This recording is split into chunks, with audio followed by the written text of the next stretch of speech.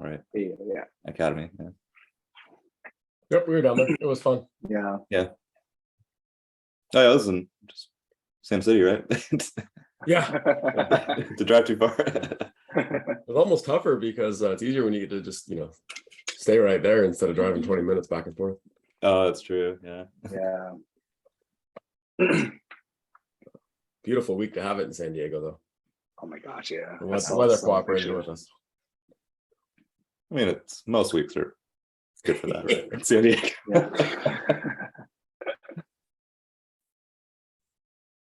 Morning to everyone joining. We will start in about a minute, and open up your chat box. Let us know where you're watching from, and we'll start soon.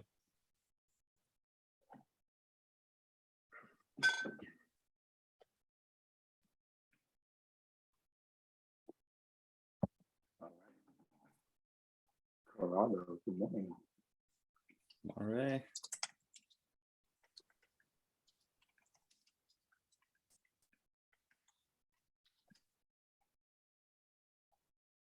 Is Alabama, Arkansas? Yeah. Indiana too. Indiana. Okay, we're getting a little Yeah. Midwest representation. Yeah. All right. All right, awesome. I know people are still funneling in, but to respect everyone's time, we're going to go ahead and start right now, right at the dot at 9 a.m. our time, 12 p.m. Eastern time. So I want to welcome everyone. Thank you for getting up on a Sunday to learn a little bit about billing and coding, and we're going to have 2 hours of great content. We're going to just go through a few things before we get started here. I've got a few introduction slides, which can be beneficial to everyone out there. Number one, merchant services. We've got an exclusive 15% discount for ODonFinance members. You've probably seen Darren Jackson on the group. He's very active. So if you have any sort of interest in POS, credit card processing, or if you need some sort of bank loan, reach out to Darren. He's the guy. He's going to get you hooked up, and he is with Wells Fargo. So scan that QR code right there, or give him a call, send him an email, and get started with him right now. But seriously, some of the best rates we've seen, we can't tell you what the rates are because legally we can't, but they're the lowest that we've seen. And eye care, we got another group deal going on. So this offer is going to end at the end of November. So make sure to take advantage of it if you missed the last eye care deal. I know that was a quick one. We've got 2 eye care tonometers, the IC100, and the list price for that is $4,895. We're able to get it for $4,145, and you also get 1 box of free probes and a 2-year warranty with that. And in the IC200, the list price for that is $5,895, and our ODonFinance price is $4,645. And you once again get 1 box of free probes and a 2-year warranty. I hope that I did that justice, Joy. And email Brian Goodwin at iCare if you have any questions or if you want to purchase, and simply scan that QR code. There's a little buyer information document that you need to fill out. And once you do, you can get that purchase process going right away. So remember, you got a month to do that if you want to take advantage of the iCare again. And we do have an event coming up in December. This is our Christmas gift to you. We are happy to announce this little series that we have going on. So we have recruited individuals that are loyal members of ODonFinance and that net over $1 million in their practice. And they're going to be telling you how they did it, and they're going to be telling you how they built their practice from scratch to do that. And our first 2 presenters are Adam and Kristen Bryan, and they're out in North Carolina, and they've got a fantastic practice with a great dry eye clinic, and they're going to just teach us how they did it. It's going to be a 2-hour lecture, absolutely free to attend, and it's happening December 18th, same time, 9 a.m. So if you want to scan that QR code right there, get registered. It's going to be a great event. Adam's been working pretty hard on this lecture. It's been about 2 months that he's been writing this, so it's going to be really good content, and we're pretty excited for it. So scan that QR code and sign up. All right. And I'm going to go ahead and pass it over to Rob Marcella. He's going to be talking a little bit about CSI and kind of the ODonFinance partnership that we have with CSI. I'm sure if you're a member of ODonFinance, you've heard of CSI by this point, because we absolutely love it. I've used it for 7 years in my practice. So Rob, I'm going to let you take over. Well, thank you guys so much, and I will absolutely keep it brief. I think most that are following right now understand that billing coding is becoming increasingly difficult, and the reality is we can really partner with your office and help you find solutions. I just want to take a second to to say how much we appreciate our partnership with ODonFinance, and you guys are really seeing some of the benefits that being part of this group has shown. We're so happy to be part of it. And with that, I'll talk a little later at the intermission and on some billing and coding mistakes that we see that our billers have seen. But at this point, I just pass it on. Thanks so much for letting us be part of this. Awesome. Thank you, Rob. And you're going to hear a little bit more from Rob later, and he's going to give us some great tips on billing and coding to be a little more profitable in your practice. And we're going to jump over to our next sponsor, and that is Vision Source. And Vision Source, once again, an extraordinary network of eye care practitioners who strive to provide our patients with the best care possible. So I'm going to pass it over to Aaron Warner, and he's going to be talking a little bit about Vision Source. Aaron, you can take it away. Awesome, thank you. And I'll try to grab the screen here. Really excited to be back, and as everybody else has said, this is a huge topic on billing and coding. And I always like to start with our mission statement, reminding the world that Vision Source's goal is to enable independent optometrists to achieve their full potential. There's lots of different options in optometry and different modalities. Some are fill in the box and fit the set mold, but we want independent optometrists to excel as independent optometrists and achieve their potential, which is why we're here. The challenge is there's so much, and we get lost sometimes trying to do all of that within our own practice. Billing and coding, we were laughing before we went live how we do a billing and coding session, especially one with Chris Wolfe, and it drives the masses in because it's just a world that's challenging. We don't understand. While we're trying to understand that, we've got to do all the rest of these. And so our goal through Vision Source isn't just a cost of goods saving or a financial savings, but really, how do you develop the systems? How do you become successful? Greg Crabtree, in his book Simple Numbers, Straight Talk, Big Profits, talk about keeping the cow healthy. You can have a healthy cow and milk it every day, or you can have a big barbecue dinner. And I think we're all in the boat to have a healthy cow, maybe grow it to a couple healthy cows, and have lots of milk and become profitable for that. But what is that strategy, and how do you make that successful? So on today, I just wanted to highlight a few of the different programs that we have to do that, whether it's a staff education program on the Vision Source Learning, managed vision care calculation, so you make sure that you're billing and charging and collecting appropriate copays, to some of our clinical protocols, which I oversee and I'm most excited about. One of them being a myopia management protocol, where working in front of the patient, having tools, having resources, not just to teach you what myopia management is, but helping you sell those services, educate patients, and track over time how your treatment strategies are working in a way that is understandable to not only the doctor, but to the parents, to the children, to grandparents, whoever's coming in and helping out with and overseeing the patient, and then communicating back to the primary care doctor. It's not just a marketing initiative, but it's helping to connect dots and have total care of all of our patients. So it's one thing to learn about, different aspects of optometry, different care, new techniques, new research, new evidence-based, but it's a different thing all entirely to have the resources to help you with that. We've got the same thing for AMD, for diabetes, for glaucoma is in development, all different tools to help you in practice as an independent doctor and your teams provide the care that you want to care. So wanted to make this short, sweet. Here's my contact information. If you have any questions, by all means, please reach out to me. You can call me, you can email me, anybody within Vision Source. We can answer any questions that you have. If you happen to be in the San Diego area next week, we're hosting Chris Wolfe as well, and I've got a few seats available. So if you want to come join us for a beer and listen to more Chris, shoot me a note. But otherwise, thank you again for allowing us to be here. Awesome. Thank you, Aaron. And once again, if you are interested, feel free to reach out to Aaron directly or scan that QR code and get more information. So thank you to Vision Source for sponsoring once again. And our next sponsor is Done For You Marketing. And once again, if you're a member of ODonFinance, you've probably heard of Done For You at this point. They are a fantastic group that takes your marketing into their hands and really just blows it up so that you can bring the patients you want to into your practice. And to talk a little bit more about that, we've got Margaret. So Margaret, go ahead and take it away. Thank you. Let me get this going. All right. So, sorry, hold on. Out of there. Okay, so yeah, so Done For You Marketing.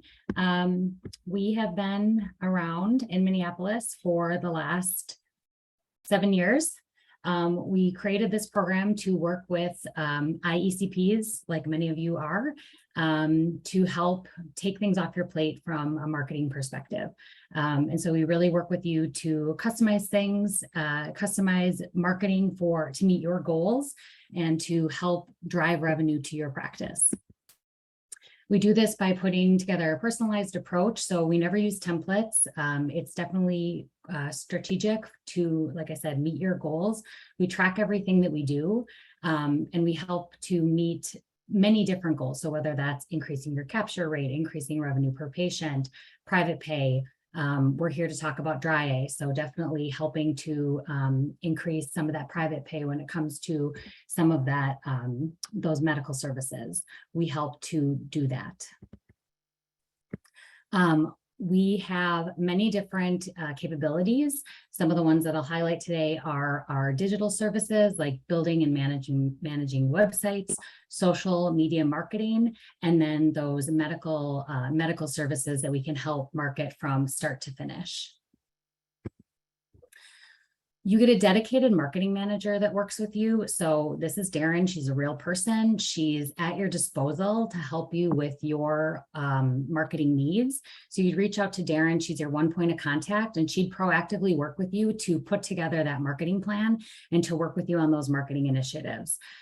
We have graphic designers, copywriters, and other coordinators that help Darren fully execute that marketing plan for you.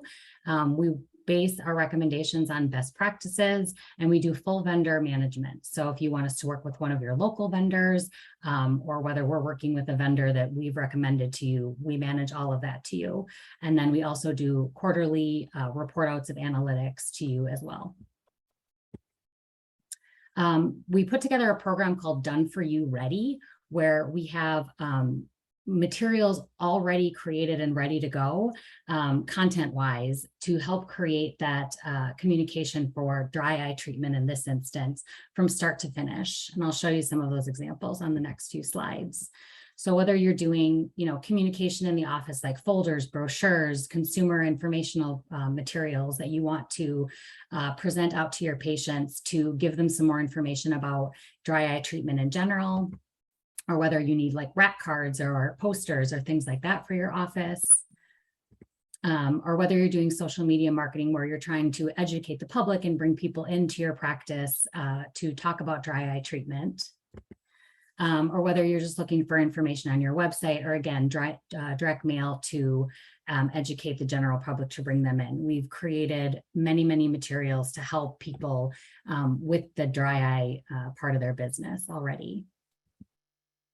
So if you're ready to drive more revenue to your practice, specifically with dry eye treatment or any other way that I've mentioned it in my previous slides, we are offering a promotion right now, $500 towards paid social ads for ODonFinance members.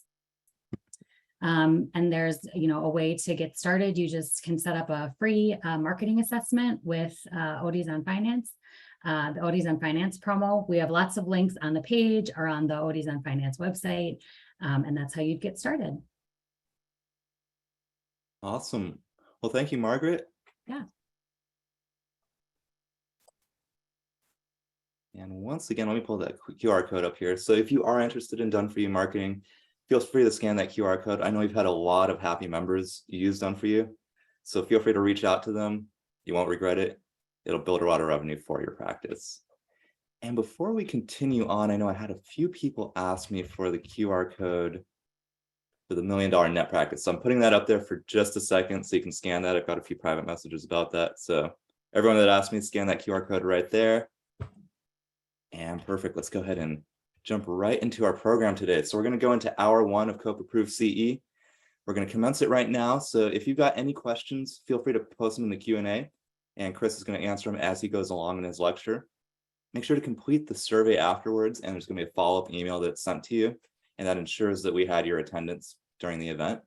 You must be present during the entirety of each event to receive CE credits, so that's 50 minutes for every hour. And CE certificates are going to be sent via email about 4 to 6 weeks after the event. Please don't email us prior. The CE certificate won't be ready until it's ready. I'm sorry, that's just how it works with COPE. So, so just bear with us for that month or so. And if you have any questions, feel free to email us though. All right, so I'm going to do a quick intro for our awesome speaker that we've got today. Chris Wolfe has been on with us a few times before, and we're happy to have him on again. He's a graduate of Northeastern State University, Oklahoma College of Optometry. He has a passion for education. He's a co-founder of KMK and the founder of F.A.A.O Education, a company specializing in the clinical and billing education. He's the author of the book KMK Opto. Dr. Wolfe has a passion for education. And I am going to actually switch over to this one. He's a co-founder of KMK Board Certification Review Services, a company specializing in preparing doctors of optometry to take the American Board of Optometry examination. He's the founder of F.A.A.O Education. Apologize for that. I got a shortened bio there. A company specializing in the clinical and billing education. He's the co-author of the book KMK Optometry Board Certification Review Manual and KMK Update in F.A.A.O Billing and Coding. Dr. Wolfe is a fellow in the American Academy of Optometry and a diplomat of the American Board of Optometry. He also has special interest in therapeutic scleral contact lenses to correct visual distortions in patients with corneal diseases. So Chris, we are excited to have you on. The floor is yours. Thanks, Aaron. I appreciate it. Thanks, Dat. And hello again, everybody. And I'm excited to discuss some billing and coding topics related to anterior segment treatment and technology. And specifically, what I wanted to do was kind of incorporate utilizing anterior segment technology in real cases and show you the real value that can be generated for those cases. So we're going to start by sort of giving you an overview of where we're going, and then we'll kind of dive in deeper to each one of these topics and show you how it kind of applies to clinical practice. And so, so this is my disclosure slide. And again, you've probably seen this before, but I do this for two reasons. The first is that I think it's important, not only do you know who I've consulted for, but when I say things, you should know how much those companies have paid me to consult for them. I think the first reason is that it allows me to make sure that I am working for companies that I believe in, because if I'm going to display that I've consulted for those companies and how much they've paid me, I think it helps me keep honest. And then also, if it means something to you, that it's something I may or may not say in this presentation, you should know that I may have some potential bias, as much as I try to mitigate those biases. The other thing that I should point out, obviously, is that that I own a company called Peak, which I don't think we're going to talk about at all here, and I own F.A.A.O Education. And the other thing I will point out is I'm a vision source practice, and it's been so I have a bias towards it because it's been a great experience for our practice. So yeah, reach out to Aaron if you have any questions about vision source. A lot of what we're talking about here has been kind of designed over the last few years to cater to a lot of vision source members, so that that they can do what we're trying to do here, which is to try to understand the financial implications of managing ocular disease, and specifically in this one, it's going to be anterior segment ocular disease, as well as the technological things that you may want to consider, or ways to assess whether or not those pieces of technology are worth bringing into your practice. So we'll go over some cases here related to myopia, keratoconus, dry eye, neurotrophic keratitis, and then I'll kind of talk about the clinical aspects of those as well. So the disclaimer that I've got to make is that the numbers that I am presenting to you are numbers that are based on Medicare national averages. So I know that as everybody's jumping in, I see that there's lots of people all across the country. These numbers are not a recommendation for you to charge a specific amount. They're a way for you to assess what a public entity values these services at. And so the reason I do this is that a lot of times, unfortunately, when we work with, and Rob, you probably see this, is that a lot of times when we work with optometrists across the country, their rates are even less than what you'll see here. And so it can give you a sense of what somebody else has valued your services at. Whether you decide to value your services at that level is up to you. And If you think that you're worth more than that, that's up to you as well. But they serve as a basis or a baseline for us to make references whenever you see dollars on here. So the first thing we're going to start out with is understanding the prevalence of disease. And the reason that I do this is that, and you've probably seen me do this if you've heard me talk about this, you've probably heard me talk about this in other discussions. And why I start with that is that it gives us perspective on when we're entering a primary care patient. Oftentimes when we think about like a primary care eye exam or a comprehensive eye exam or what some people might call a routine eye exam, essentially in this talk, I'm going to describe that same thing in any of those three ways. So if I say any of those words, essentially I'm using this different nomenclature to describe the same thing. A patient comes into your practice and needs an eye exam. That's what I'm talking about. And so the reason that we start with prevalence data is because it sort of elucidates this idea that if we understand prevalence, and all of us do, but if we're specifically attuned to that prevalence, then we can know what we should expect to see based on the numbers of patients that we're seeing in our practice. So as an example, if I'm seeing a population of 1,000 patients over the age of 40 in my practice, and prevalence is 10% of some disease state, I would expect that I would be managing 100 patients, right? It's nothing dramatic, but a lot of times when we think about prevalence, when we learn it in school, is we're not consciously thinking about like, oh, okay, well, this is something I'm going to be encountering for. So I'm going to ask questions to screen for symptoms of that disease state, or especially the high yield ones. And my clinical exam is going to be guided to, provide a comprehensive evaluation of all of those things that are related to the eye, but with my mind sort of focused on when I'm looking at the cornea, what are the things I'm looking at? When I'm looking at the eyelids, what are the things I'm evaluating for? So the whole idea being, and we're going to talk about this in a little bit, is the whole idea being my goal is to capture anything that this patient has that's symptomatic now or going to be symptomatic in the future, and that we need to be able to address now or be able to monitor for in the future. That's the goal. And so when you think about that, it changes your perspective on comprehensive eye exams or routine eye exams or annual, primary care eye exams. And so that's what we're going to start with here. Is what I wanted to show you was 5 conditions. And within these 5 conditions, of course, this is generally over the age of 40. So we could do the same thing. And you've heard me say this before, probably, if you've heard me talk, is that we could do the same thing with pediatric conditions as well. You could take patients from birth to 25, and you could kind of capture another set of conditions. And the bottom line with this is what I specifically wanted to do today. We will talk about ocular surface disease later on, but what I wanted to show you here was that I could throw out meibomian gland dysfunction and ocular surface disease, and you could still see this huge preponderance of patients in your practice for primary care eye exams that have something going on. And so, again, keratoconus. And the QR codes that you're seeing here, just if you wanted to check me, you can QR code that screen. But anterior basement membrane dystrophy, Fuchs, allergy, and blepharitis. And so what I've also done here is said, okay, well, what other potential technology might you want to incorporate into your practice? In my mind, when I think about technologies in general, like from an anterior segment disease standpoint, it would make sense, just like my recommendation for almost everybody, if you're thinking about managing posterior segment disease, the very first thing you're probably going to want to have in terms of tools would be a fundus photographer or a fundus photograph, some type of photography for the fundus, whether it's wide field or not. Probably want something. I would say the same thing for anterior segment. You'd probably want, the very first thing you'd want would be, if you're incorporating new technology in your practice, would be an anterior segment camera. I would also recommend that you would have one that is super easy to use. So if you have to take somebody into a different room to utilize that technology, you won't use it often. It's different. So for some reason, it is different with a fundus photo in our minds, like from a clinical workflow, probably because it's sort of relatively easy to focus compared to what you might want to see within the anterior segment. But you should be able to quickly snap those images when you see them, as soon as you see them, because that becomes so easy to use.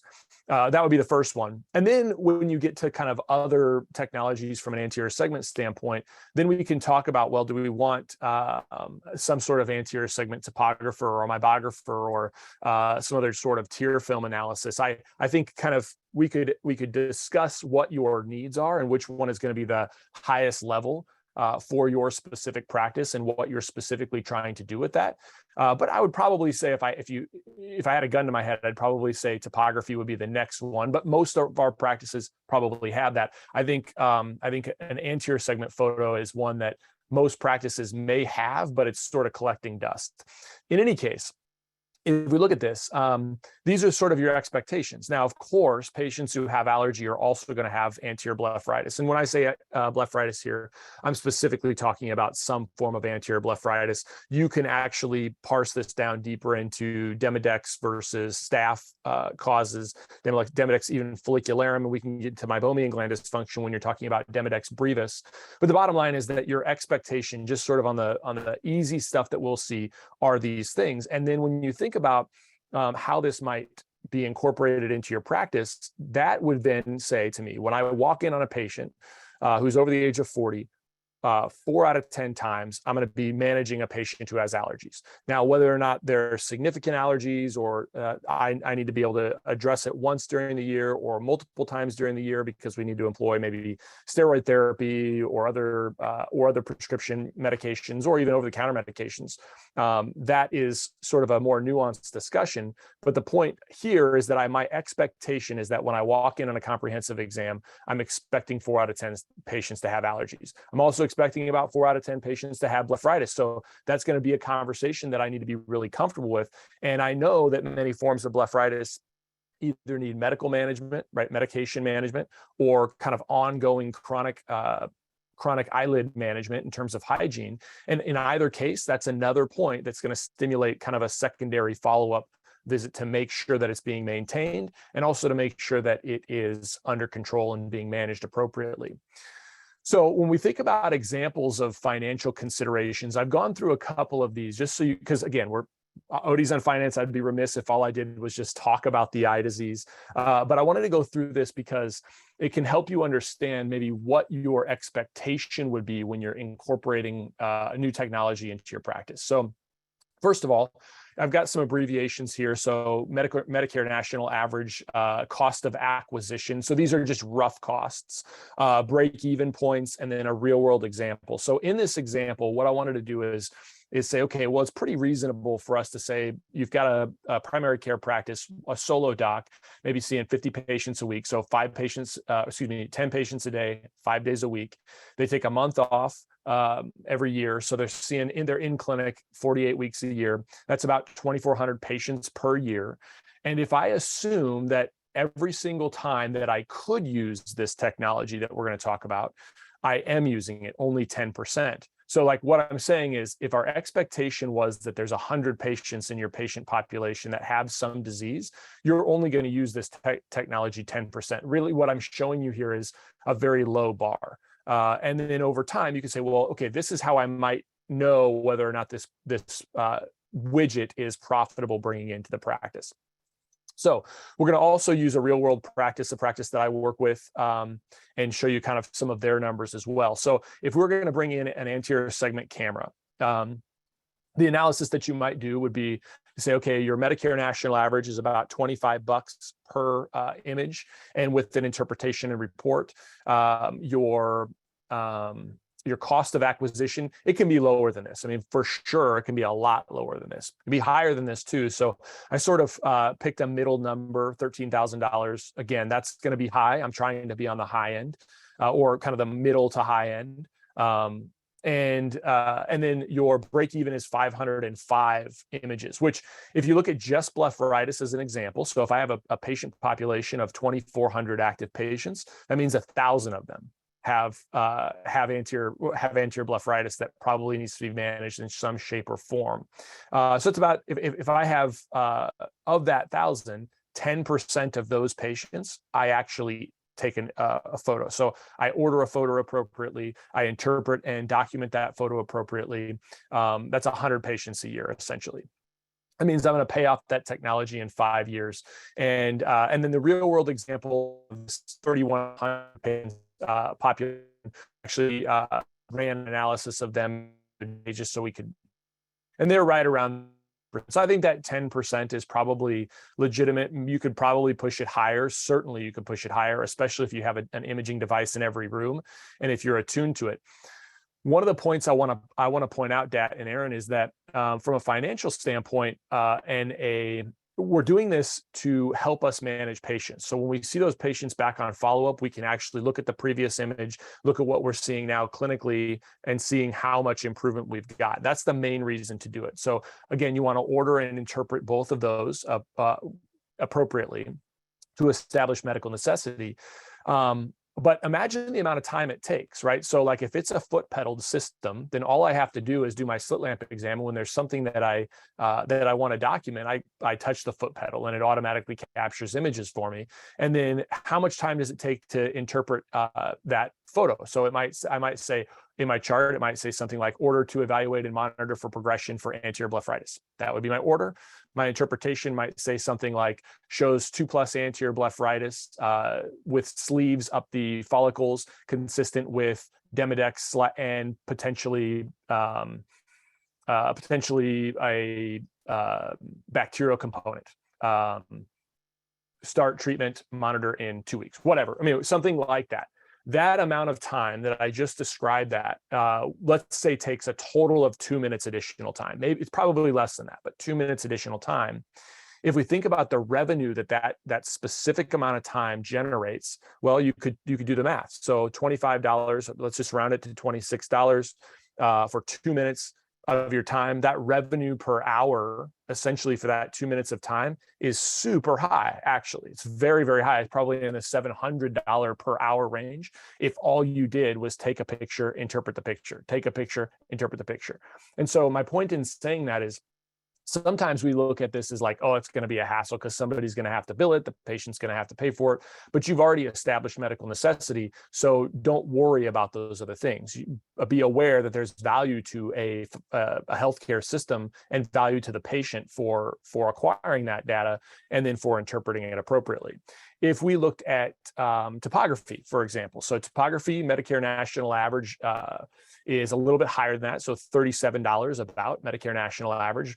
Again, you can acquire topographers that are a lot less than this, but most topographers now are built in with some other bells and whistles, so they're going to be a little bit higher. So you can see, $15,000, your break even is 109. And if we looked at just anterior basement membrane dystrophy and keratoconus, the total of those two are going to be about 3% of your population. So if you're estimating 2,400 patients, that's 72 patients in your practice every year that have one of those conditions. Now, that doesn't mean that there's a lot of them, right? So 7 patients per year if you had a 10%.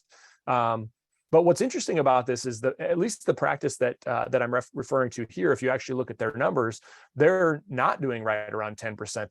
Their numbers were about 37% of those patients who you would expect to have anterior basement membrane dystrophy and keratoconus are going to have those imaging, this type of imaging. And so it's a huge amount for payoff, but what you can't calculate in this, and what you can, and you should probably do purposefully, is the other things, which I haven't done here for you here, but are the other things that this technology generates in your practice. So if I have a topographer, yeah, it's going to be super great from a medical billing standpoint for anterior basement membrane dystrophy to get a sense of a patient that has higher order aberrations or why they might have monocular diplopia. Same thing with keratoconus in terms of progression over time. But it doesn't speak to the value of having better and more efficient contact lens evaluations, having the ability to do myopia management, for example, or even doesn't even account for the fact that those keratoconic patients, now that I can monitor them and manage them more appropriately, I can fit them in RGPs, scleral RGPs, corneal RGPs, et cetera. And so the point of that is very quickly, if you have a $15,000 piece of equipment that now you're more comfortable and confident managing these patients. I mean, we're not even going to discuss it here. I think we will discuss the anterior we'll discuss a amniotic membrane, but the point here is that both of those conditions, anterior basement membrane dystrophy and keratoconus, have other subsequent high value services that you can offer. And if you have the technology to be able to use them, one patient with keratoconus who has medical necessary benefits. I mean, we won't talk specifically, I know the maximum number, but you get a couple of those patients a year and you've paid for your topographer. A couple of patients where you use a Procera or another amniotic membrane, dehydrated membrane, whichever your preferred membrane. We can have a whole discussion on that. But with your preferred membrane, you get a couple of those patients, and now you're paying for your topographer. So in any case, you have to look at not just the direct revenue that you can generate, but the subsequent revenue from other services, because you can manage those patients more effectively and hold on to them for longer. Aaron, was there a question? We've got quite a few questions, actually. Maybe I didn't explain it very well. I'm sure I didn't. No, I think you're explaining it great, but I think we've just got a lot of questions on this. Let's start from the beginning. Does the anterior camera have to be a specific type? There are some people that use an iPhone, and would that be covered? Yeah, so really there is no specification for the type of camera. What my recommendation to you would be is to make sure that whatever the type of camera that you're using, and if you like an iPhone and you find that easy to whip out of your pocket and do, make sure that it's HIPAA compliant. So you want to protect that patient information. I would recommend storing those images in your EHR if you have some capability to do that. But you need to be able to cough those images up under an audit. So if you were audited, they're going to look at a couple things. First, did you order it? Did you interpret it? And then second, if they need to be able, you need to be able to manage those images. And so if you've done that, that needs to be in some place that's secure and accessible.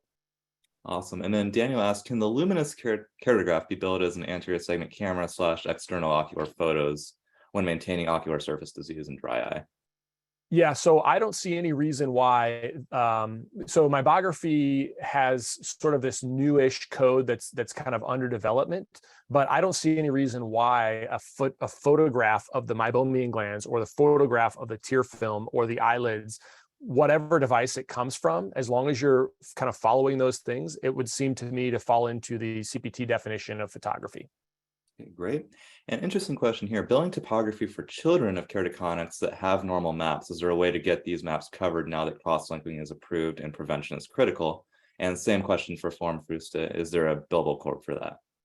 So this is a very, this is a hard one for people to wrap their minds around, Aaron, but in your chart, now I know I'm going to make people mad because it's going to make their charting a little bit more complicated, but in your chart, you would describe the clinical uncertainty that you have for why you are ordering this. Remember, your primary care doctor, when they order blood work, like maybe they're looking for high cholesterol, they're not, and they check your blood and you have normal cholesterol.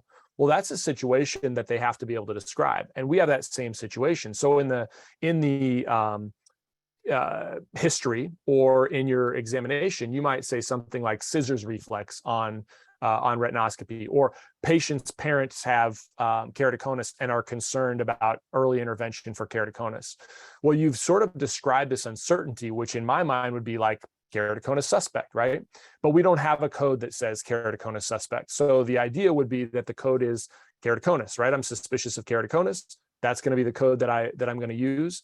And then the topography that we run might say normal topography, or no signs of inferior steepening, no signs of steep cornea, et cetera, normal appearance to regular astigmatism, those sorts of things, consistent with normal cornea versus keratoconus suspect, right? Something like that in my interpretation. Now, I would still use, because the best definition I have to use for that would be, to bill it, would be keratoconus. But if somebody were to review the records, they would see the reason I did the topography was because I was suspicious of keratoconus. And the outcome of the topography was that there was no keratoconus. That's going to make a lot of people concerned, because they'll have this kind of running list of ongoing codes. And unfortunately, at this time, until we have a code for keratoconus suspect, or, you could use, it's going to be harder. You'll find that you'll get less reimbursement, but, corneal distortion. But again, corneal distortion doesn't describe accurately what we're seeing here either. So I think the point is you can, as thick as you can with the IC codes, and then you use the best code that you have and why you ran that test. All right, perfect. And then just a couple more questions.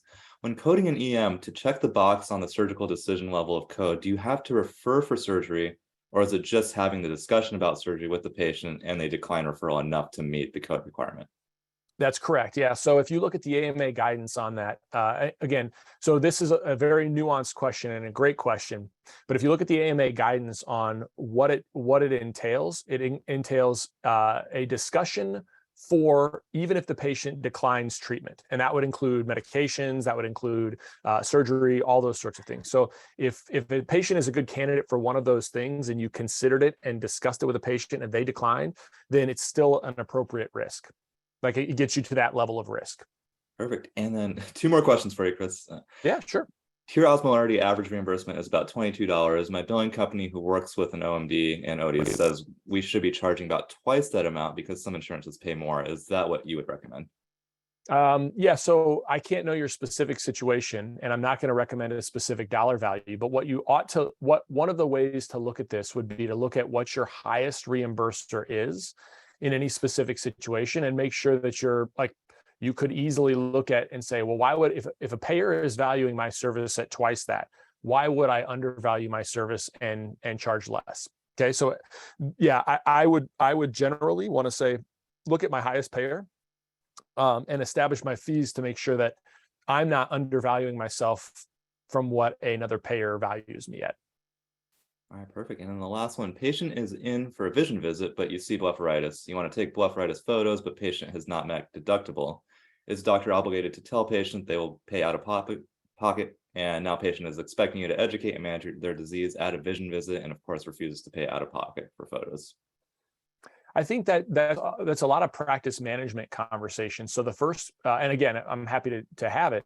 I think the first thing to know is that you can do some of these things on the front end. So your patients are expecting these types of things out of your practice. One of them might be that you're giving them a financial responsibility sheet that they sign at the very beginning of their examination, where they're acknowledging that there may be some things that they are going to have to pay that's going to bill to their insurance, and we're going to try to bill it to your insurance. If it gets back to the exam room, then the doctor can say, look, I typically will take an image of this. We will submit this to your medical insurance. And this allows me to manage, if you need to say that, right? If you're to the point of the question that you're asking, you can say, we're going to capture an image of this. It's important for us to capture an image of this so we can make sure that our treatments are improving when I see you back in 2 weeks. We can bill this to your medical insurance. If you don't want us to bill it to your medical insurance, then that's okay. You can pay for it today. And if they say, I don't want this done, okay, then we won't do it. Right. And then I just, when I'll have to just use my documentation in my notes to be able to compare over time. That's how I would manage that situation. But yeah, I mean, you aren't responsible for the fact that patient has a high deductible. Your recommendations ought to be based on what's in the best interest of that patient. And then you have that conversation with the patient, just like the conversation about, well, I don't want surgery, I want medication. That comes down to the conversation with the patient and saying, well, how much is this image going to cost, doc? Okay, well, we're going to bill out at $26. Oh, that's too much for me. I have a high deductible. I can't pay for that right now. Okay, that's all right. Well, we won't take the image, and it just means that I'm not going to be able to monitor this condition as closely as I otherwise would want to, but we'll still do the best job we can do without that image, right? And then it just comes down to managing that uncertainty and managing that specific patient's desires and needs.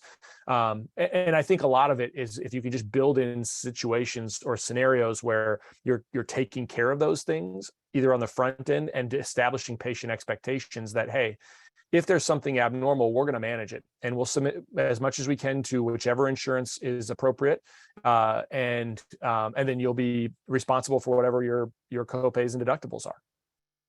Awesome. Well, thank you, Chris. That's all the questions we have right now. I'm sure more will pop up. Okay, cool. Thanks. Great questions, guys. I hope this is helpful. I hope this is a good pace.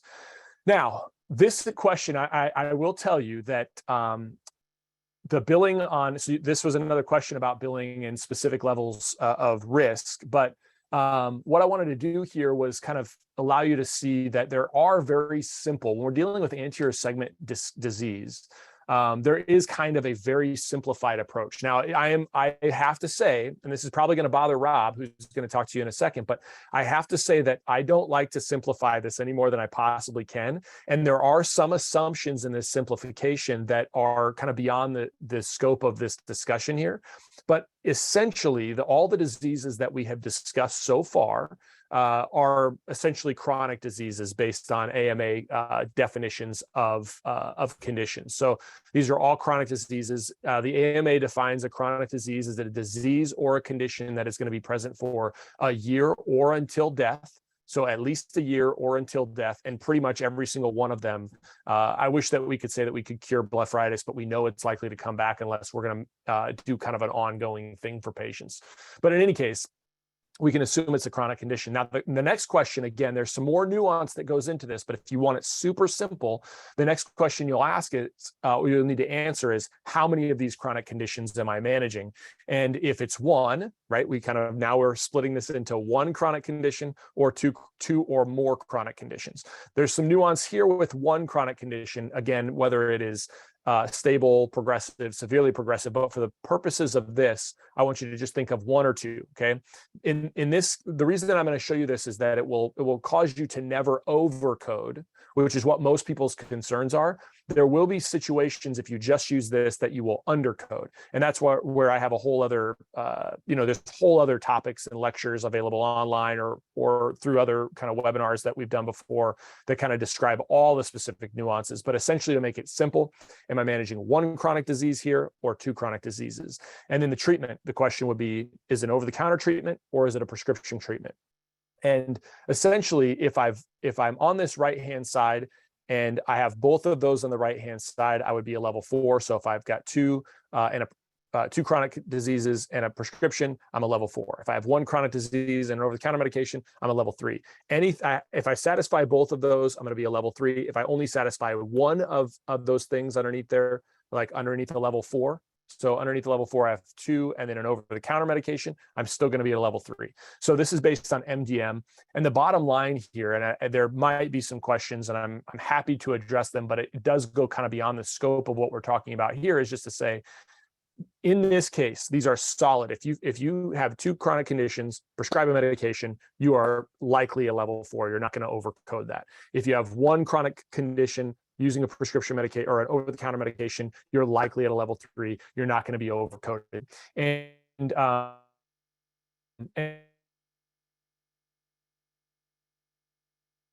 most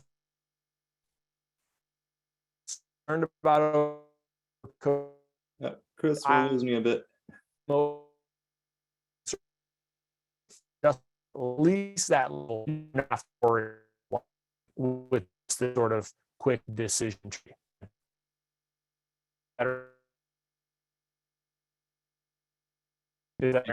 Chris, if you can hear me, we're losing you a bit. Maybe you want to stop your video real quick. Let me turn off. I think your bandwidth might be a little bit low. I heard.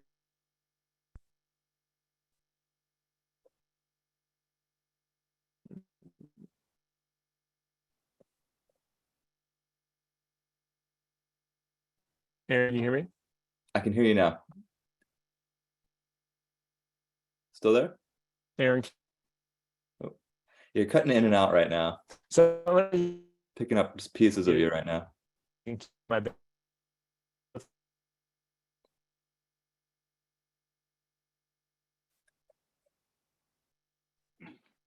All right, bear with us real quick. All right. Looks like Chris got kicked Yeah. off and he's gonna log back on. I think It's a log back on right now. Yeah, Yeah. Can you guys hear me okay? we can hear you Actually, now. we can, Yeah. Chris, All right. yeah. Great. I'm just going to leave my video off for now. Okay. And then I'll start over again, or I'll start there. Where did I cut off? Did I make the case of this for this? You're not showing your slides right now.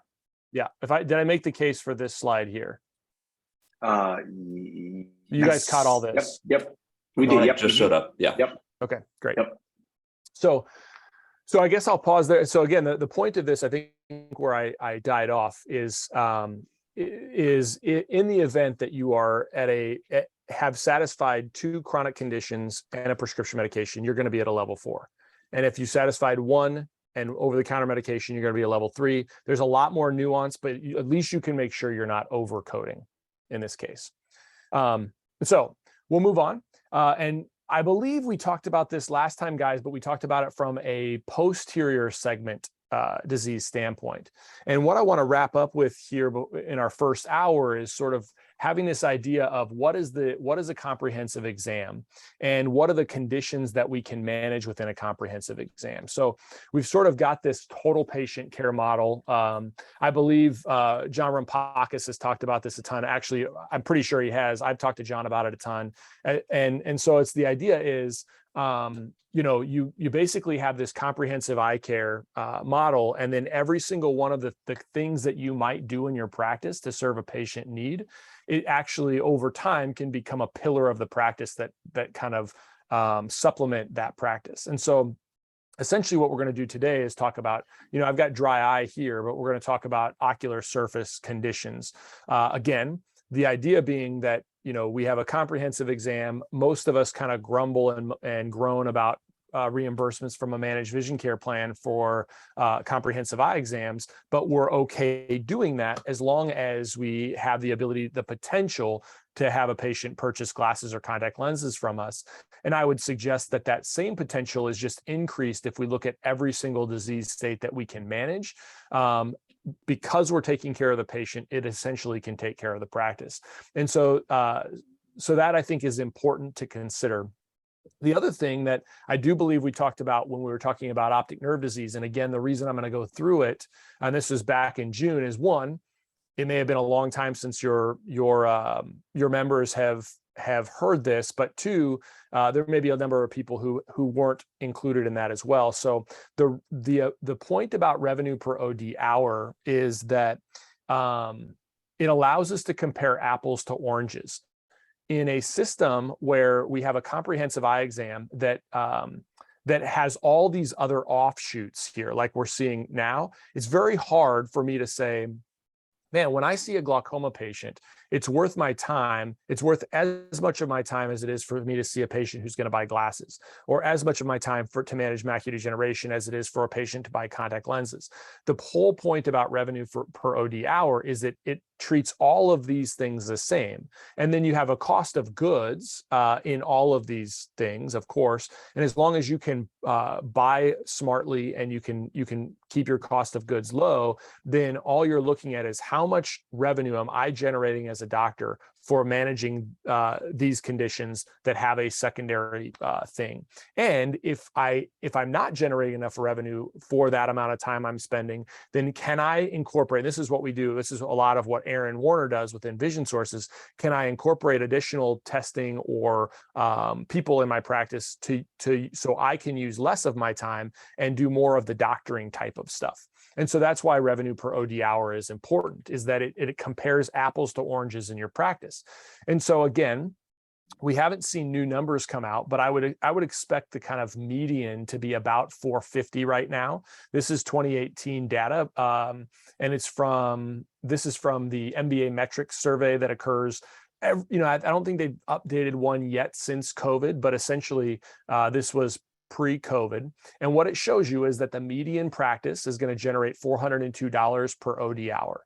Now, your revenue per OD hour is going to be different. And so what you should do is calculate your own. And so the way you do that, and I always like to have people do this, would be to write your number down. So what did you do? Even you could go back if you needed to in 2021 and say, what was your gross revenue in 2021? And then divide it by the number of weeks you worked per year, the number of days per week, the number of hours per day. And essentially that's going to give you your number. And I generally tell people to include the number of hours per day that they are in clinic, but whatever the amount of time you're spending, just be consistent. So if you're measuring total hours from the time you're in the office to when you're out of the office, include that. And then you can see how if we had a practice that was generating just a little over $600,000, seeing patients 4 days a week, 8 hours a day, and 48 weeks a year, we're generating right around the $402 per OD hour. This number on national average independent practices now, I think is slightly higher than 617, which is why my estimation is going to be right around 450 for kind of national averages.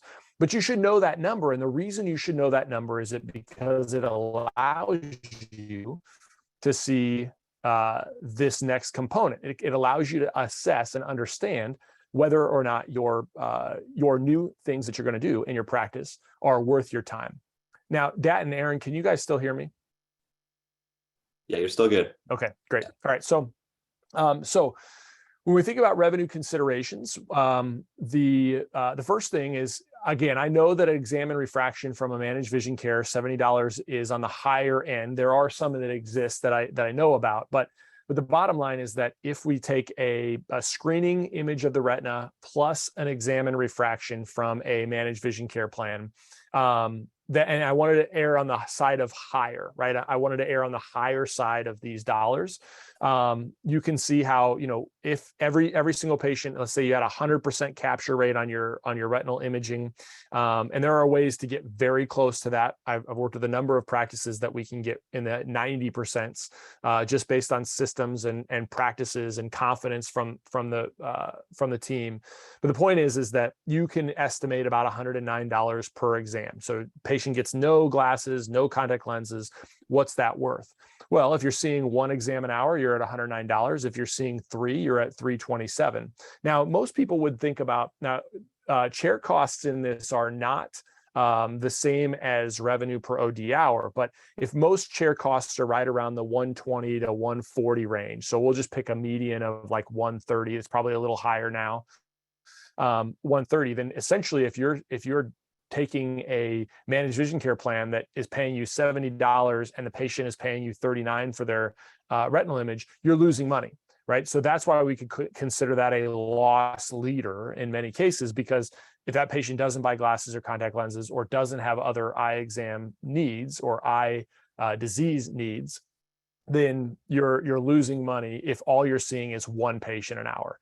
Now, again, you can see how that scales. If we add in glasses, okay, again, this would be, let's say you had 100% capture rate. Again, I've never seen any office that's that level, but if you did, then if we add in a gross revenue per pair of glasses, you can see how that scales our numbers.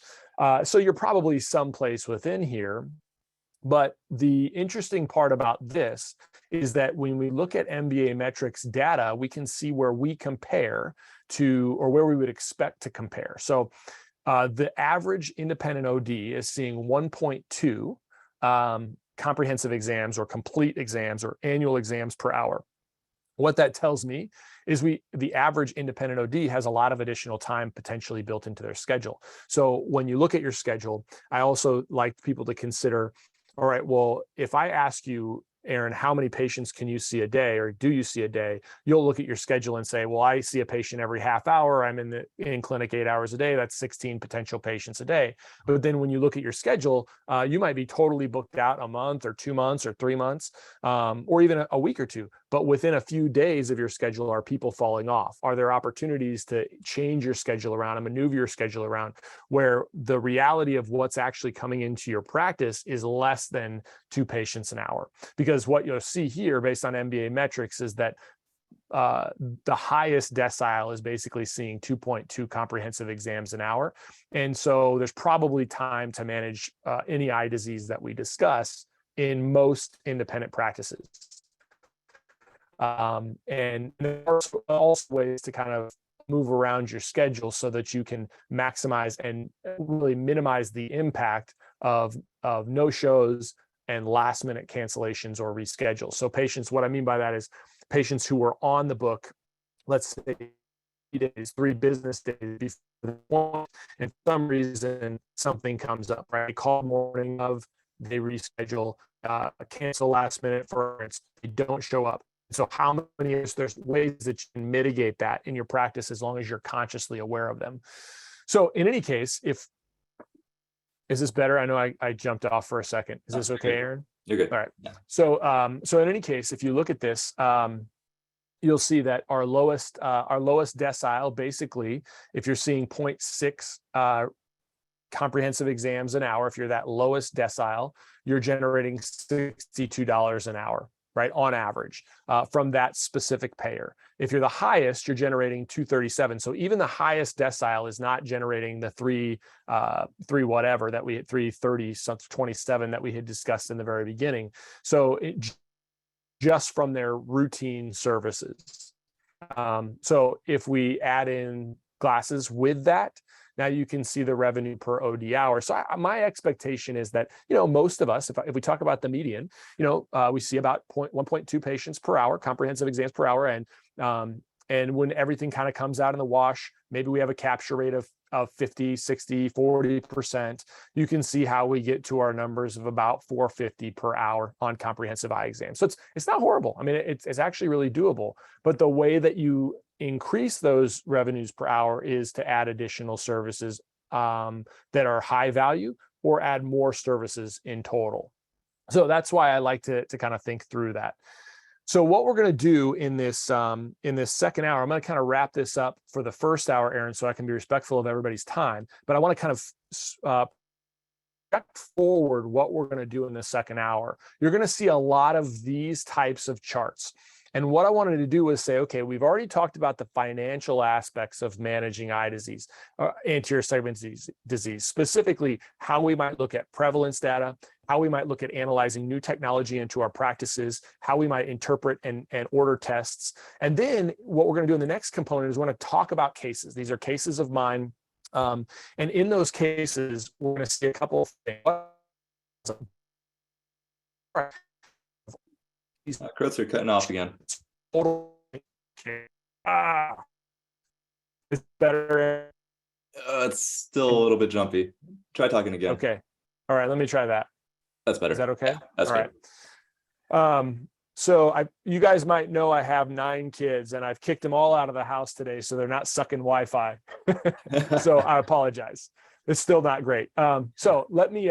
So what I'm going to do in the next hour? First of all, I've got other Wi-Fi networks that I'm going to try to jump onto. But the next part of this is you're going to see this. And what I did was I went over a period of 4 years for this patient. And each patient, what you're going to see is you're going to see something broken down into services that would be considered routine. That would be patients that came in for their comprehensive eye exam, and maybe they got glasses or contact lenses. You're going to see services that are medical. And we were able to attend to that patient's problem outside of their routine. So maybe that is, we see them back at a secondary subsequent visit for another evaluation. How much were those services worth? And then you'll see other services that are specialty. And that might be other things like scleral lenses, amniotic membranes, expression widgets, procedure-based treatments within dry eye or ocular surface disease. And so some of those are like medical, but it's just to show you that there are other services that are super high value services that, because you can take care of all of these patients' issues, or many of them, they're staying in the practice, and the value of that patient may not be based specifically on just managing their allergy, but it might be based on the fact that you could manage their allergy and their glasses and their anterior basement membrane dystrophy. And now all of a sudden, this becomes a really valuable one. You're a huge value to that patient because you're the hub of their eye care. But 2, that patient then becomes a real value to the practice. And that's where you see numbers increase. And so what you'll see on the right-hand side of the screen are those national average revenue per OD hours.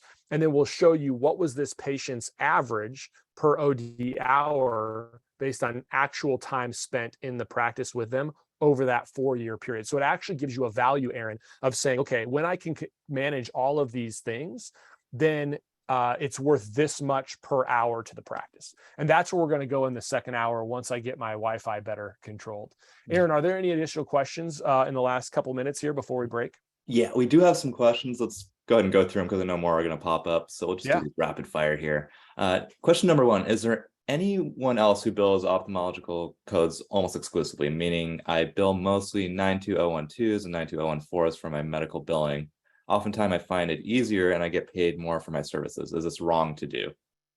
Nope. As long as you've satisfied the definition, the requirement of 92 codes, which are actually a little bit more specific now than 99 codes, then it's appropriate.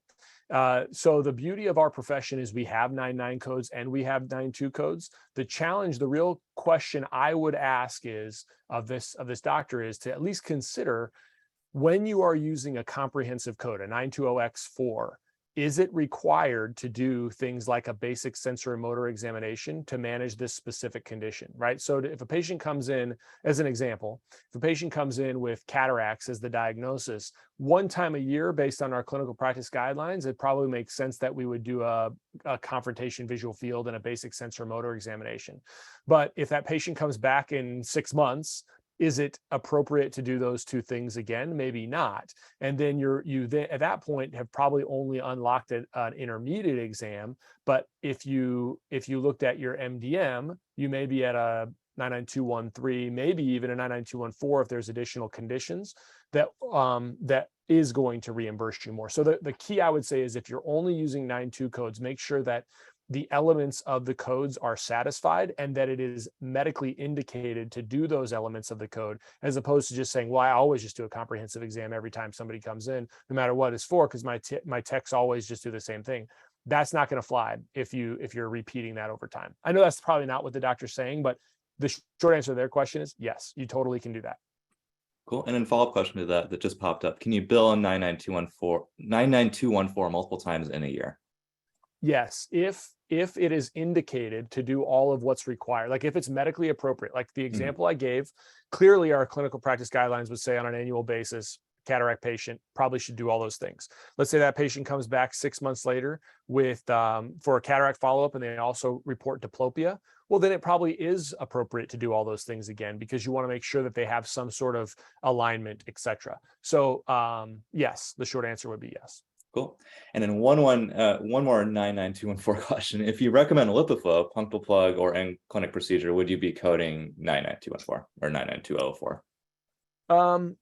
Yeah, I don't see why not. Again, as long as so the example might be, if we go to our clinical practice guidelines, what is recommended for on an annual basis? Most adults who have ocular disease, our clinical practice guidelines recommend a comprehensive exam. So once a year, you can completely justify that, and your 92014 would satisfy. If you're talking about a 99 code, which may be what you asked, then yeah. So a decision for plugs, a decision for minor surgery, that's clearly a minor procedure. So then you're coming into a decision for minor procedure with a patient who has additional risk factors to get to that level 4. A minor procedure without risk factors, intuitively based on the AMA's recommendations, is probably going to be a level 3. So in any case, a patient that has dry eye and you're going to plug them, but they also have allergies, that's additional risk factors, right? Their allergies might be pooling on the surface of their tear film more. They might have worsening of their allergies because their tears can't drain out. So I'd say most minor procedure, well, really not me, AMA, minor procedure in a patient who has additional risk factors, or a procedure that carries additional risk factors, level 4 risk.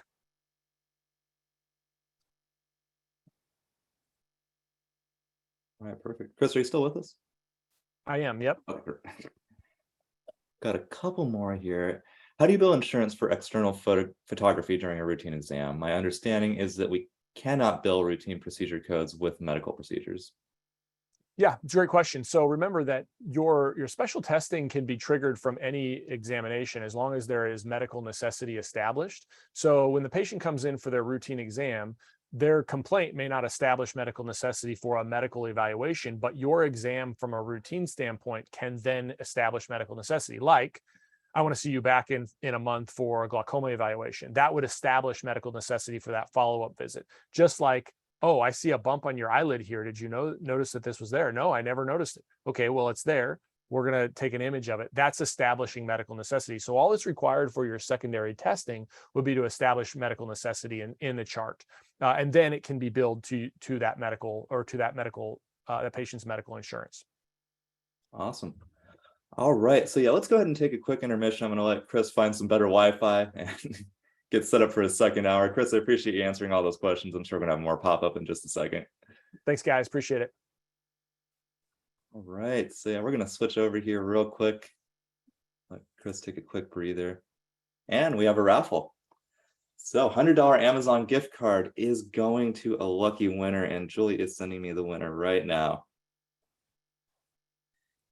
Peter Bacco, and that's B-A-K-O. So Peter Bacco, if you are in the audience, you have won a $100 Amazon gift card. Easy as that. You get to 10 free CE and you also got $100 out of it. So email us admin@odonfinance.com and go ahead and claim that $100 Amazon gift card. All right, and then we're going to take about a 10-minute little rest here, and we're going to hear from a couple other sponsors and just kind of talk a little bit about building revenue in your practice. So I want to introduce a brand new sponsor, and that is Hoot Myopia Care with Bob Miglani. We are absolutely ecstatic to have Hoot on.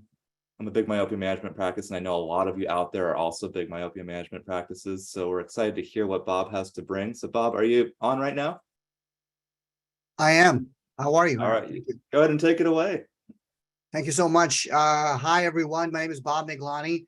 I'm going to share with you how you can grow your revenues and get out of this reimbursement mindset. Okay, we're going to show you how to grow your revenues. So what happens is a parent is in the exam room and you say, Mom, your child has myopia. She's like, what are you talking about? I never heard about this. You're going to try to educate her. She's going to get confused and she's going to run away and go home and lost. Here's how Hoot works. You're going to get a lapel pin that looks like this. It's going to have your name on it. You're going to scan, you're going to ask her, Mom, do me a favor, scan that QR code for me because I'm going to educate you online, okay, digitally on your phone when you get home. She's like, all right, fine. She scans that code and she's going to be led to your Start Here page. This is an example of a Start Here page of one of our doctors, Dr. Cohen. And again, Hoot is a marketing automation platform. The parent will enter her information in. This is called a funnel. This is a lead generation system. She's going to see a video about why did my child's prescription jump, and she's going to go home. You're going to come back, and then you're going to see this dashboard. When you log into hootmyopiacare.com, this is the doctor's dashboard. You're going to log in. You're going to hit the parent dashboard button, and what you're going to see is that mom's information automatically appear here in your system. See, Darth Vader here is an example. Darth Vader, Luke Skywalker's the son. You're going to hit workflow button. And again, very, very fast, you're going to be able to educate the mom and dad at home so they convert. All you're going to do is click activate. This is an email campaign. I'm just giving you an idea. You're going to hit activate. The father's name and the email address will or the mom's name will be filled in automatically. And the messages are automated. The father's name, the child's name, and your name appears at the bottom automatically. You did nothing. And we use hundreds of videos. We have tons of videos and we drip them. This is called drip marketing. It's automated. All you did was click and the parents will get really thoughtful, engaging videos, not stuff that you get on YouTube. We shoot our own content. They're really specific. It's a white coat explaining myopia management, and all you did was hit activate. Really, really convincing parents to take action when they get myopia. When they sign in, when they sign up for myopia management, then you're going to say, well, Bob, how am I going to teach them about Ortho-K? You're going to, again, click activate, and the parents will get beautifully shot, really detailed INR videos. It saves you time. Parents look at this stuff and are like, holy cow, this practice has their act together. This is called your money board. This is how you're going to grow your business. Okay. $2,000, $3,000, $4,000, $5,000 for Ortho-K. You're going to start offering a myopia management program that allows you to automate conversion and get people to sign up faster than ever before. This is your system. We create tons of content. This handout will be given in pre-testing. Why? Because you have to prime the parent before they walk into the exam room. Otherwise, they're in shock and awe.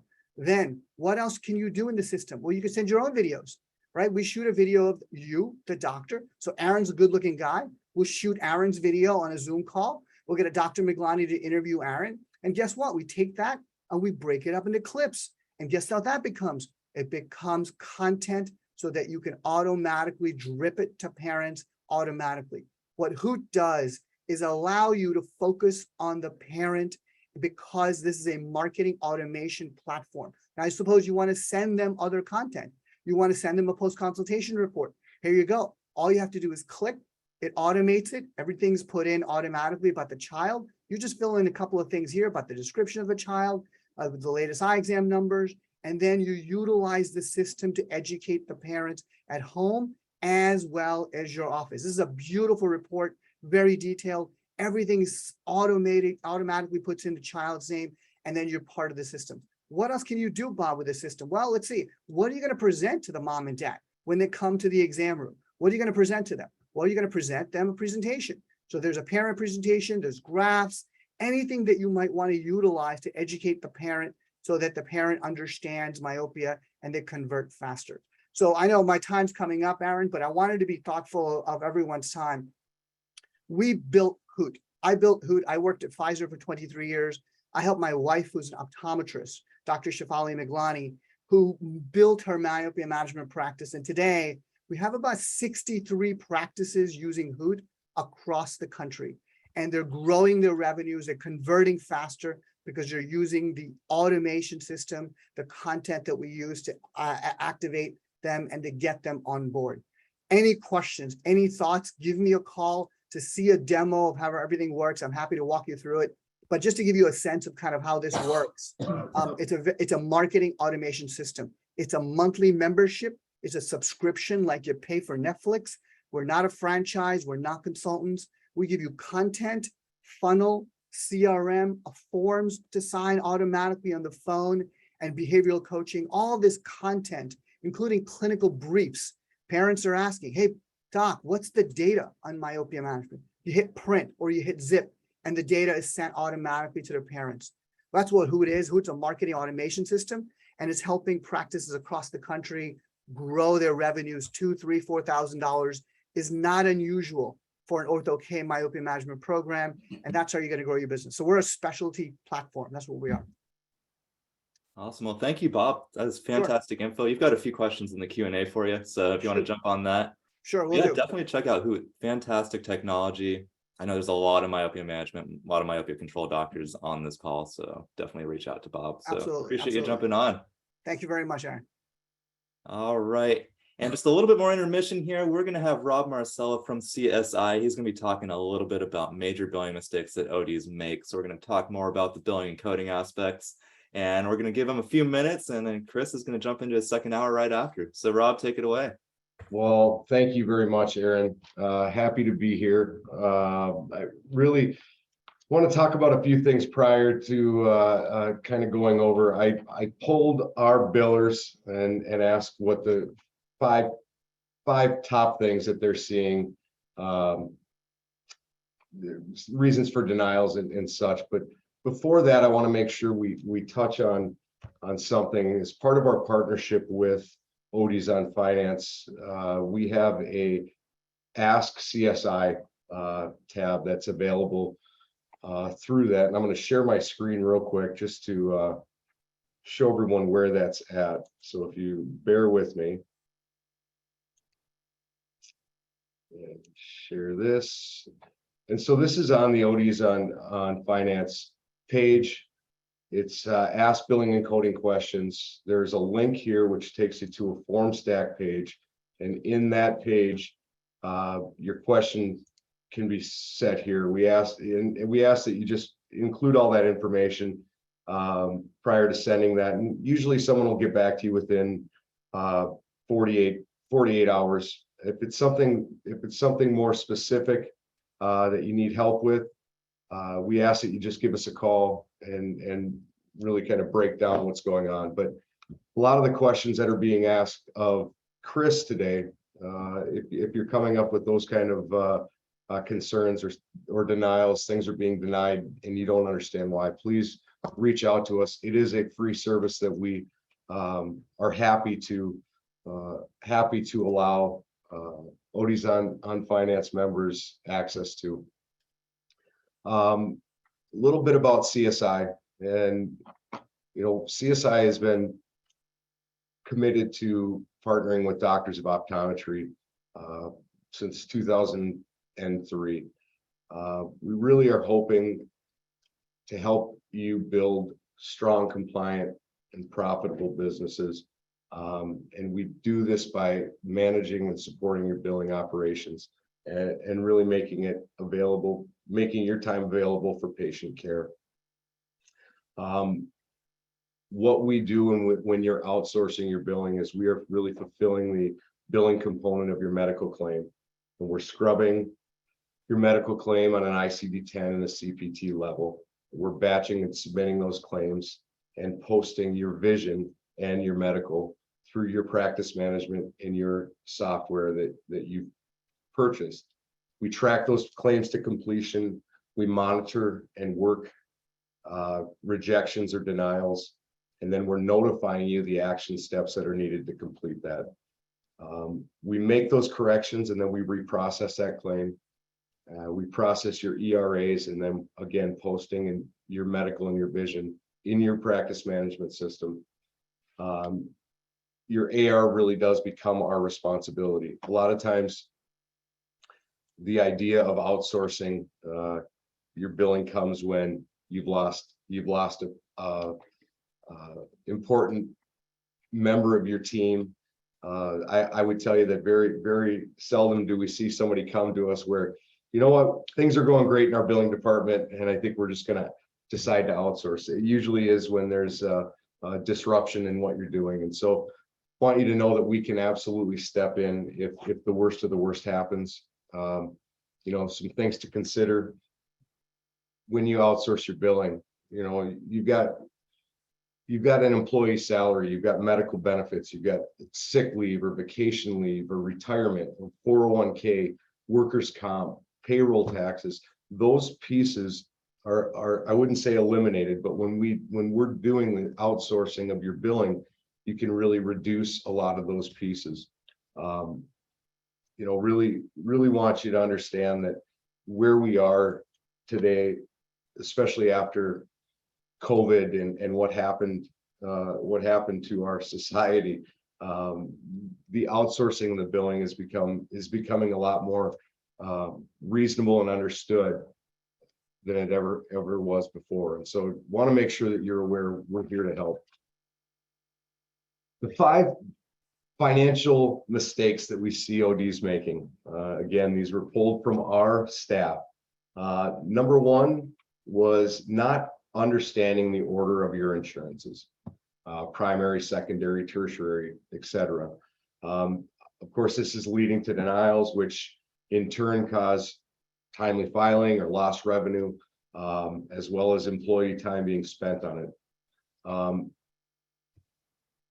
If we're training, I think if there's a focus on training on the front desk, a lot of this can be fixed initially. Number 2 is not really understanding Medicare Advantage plans versus regular Medicare plans.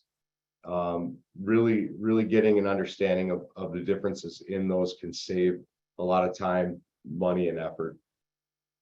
Number 3 would be listing of bilateral or unspecified diagnosis when only one eye was worked and is otherwise specified on the claim.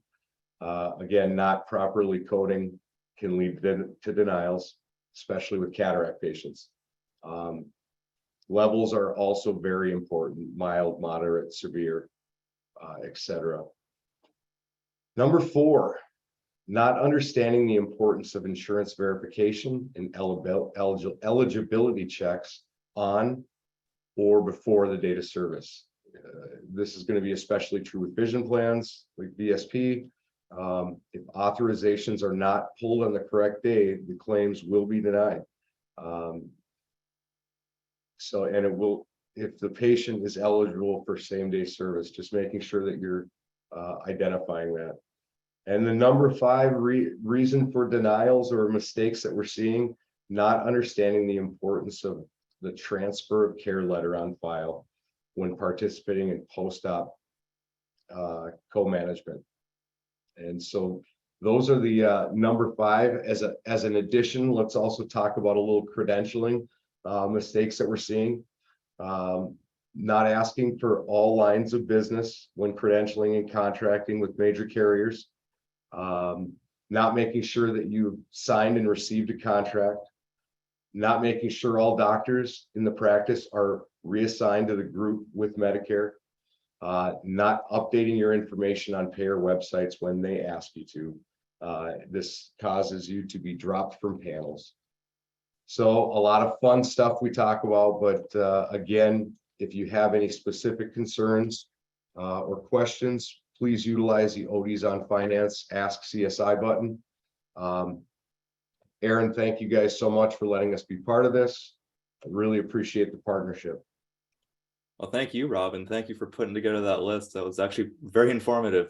And once again, we do have that Ask CSI button. It's on the Facebook group. It's also on the website. So if you do have any questions, it's as simple as that. You can jump on a chat with someone at CSI and they can give you the answers that you need. So Rob, once again, good seeing you. Thanks for all the insights. Thank you so much. All right, so we're going to jump into hour number 2 of COPE Approved CE. Once again, all the same disclaimers as hour number 1. And Chris, are you ready with some better Wi-Fi? I am, but if for some reason it glitches again, I've got 3 Wi-Fi systems here. So just let me know if it does. I'm sorry about that. All good. All right, take it away. Okay, so just as we had discussed at the end of the last hour was we're going to go through some cases. And what I want to articulate well is that not every single one of these tools was used on every single one of the visits. I wanted to make that clear. Also, because sometimes that when I do these kind of talks, it's hard to articulate the fact that I'm just showing you the tools that we used over the course of this patient's management. The other thing that I'm going to point out in some of these cases is that while I'm managing a patient for one specific condition, I may be managing them for others, but we're going to just talk about this one specific condition here relative to disease state management. And then the fact that that patient, again, maybe had myopia management on this visit, but then on a subsequent visit, we managed their ocular surface, maybe their allergy in a patient that's that age, that will get lumped into potentially like a medical visit that will be represented on that bar graph, but maybe not directly indicated for the myopia. So the point I'm making is that, again, if you embrace sort of a comprehensive or a total patient care model, what it allows you to do is serve a lot of different patients' areas, and you can see where that then serves the practice. And so in this example, we're going to talk about orthokeratology. I probably should have been less brand specific. I think this patient was a CRT patient, but really, I think the most important thing from my perspective is that when you look at orthokeratology lenses, just get comfortable with, my recommendation is to start by getting comfortable with one, use that one until the fullest limits, the extent of where you can't kind of problems that you have, and next lens, you kind of have this logical progression, trying to dump everything all at once. Use ultra wide field imaging, and we used corneal topography on this specific patient. This patient presented 10-year-old white male, blurry vision at distance. His prescription in 2018 -50 axis with 2019, you can see that things shift a little bit more myopic. 2020, considerably more myopic. Now, what's important is the discussion, and actually Hoot made I can't remember his name, but from Hoot, it's really kind of a nice thing to have, because in my practice in Omaha, we've got basically 2 practices, Omaha and then Cheryl Chapman. If you ever get a chance to listen to her talk about myopia management, she does great. Are probably the primary 2 practices that do myopia management in Omaha. There are others that are now kind of getting into it more, but we've been doing it for years and years, probably close to 10 years now in our practice, related specifically to managing myopia. And so, so I make that point because, not to say that we're so wonderful, but to make the point is that it is really a challenge for us to have a conversation, because the first time that many of the patients in our area have heard about this is from us. And so it takes not 1 year, not 2 years, not 3 years of having that conversation and being consistent with those conversations before a patient decides to intervene. And also the point I would make relative to Hoot is that if I could have had that conversation earlier with kind of constant reinforcing follow-ups for that parent, maybe this parent decides to do something in 2018 when there's way more impact, or we can reduce a significant amount of that progression that we would have had by the year 2020 when the parent decided to intervene or to take those steps to intervene. So that's where I think some of those other tools and technology would be beneficial. So you can see kind of a relatively normal cornea with the rule of astigmatism, and if we watch that cornea, And we decide to intervene with this patient. We'll see a couple things. First is did I miss something? Okay, so here's our fit of this patient, and you can see obviously a little bit excessive return zone depth that you're seeing here, that secondary curve. But we have a kind of a nice, again, if I elevated this patient's eyelid, I could see more, but a nice small zone, which is kind of what you're looking at for in an orthokeratology lens centrally. So not a huge zone like we would for a patient that is older, like maybe somebody my age who wants orthokeratology. Again, I think corneal topography, what's really helpful here is, I look at this, and generally when I look at lenses now, and Aaron, I know you do a lot of myopia management, but when I look at myopia lenses now, what I want to see is really, are they centering well when the patient's asleep or when their eyes are closed, where I used to make a lot more adjustments and changes based on what I was seeing on a fluorescein pattern. Now I make almost all my changes, as long as the fluorescein pattern is sort of acceptable, I'm generally making my changes based on topographical appearance, and that's what we're going to talk about here in this case. So you can see after the first day, our progression analysis or our change analysis from I believe the 1 day. Let me see the date.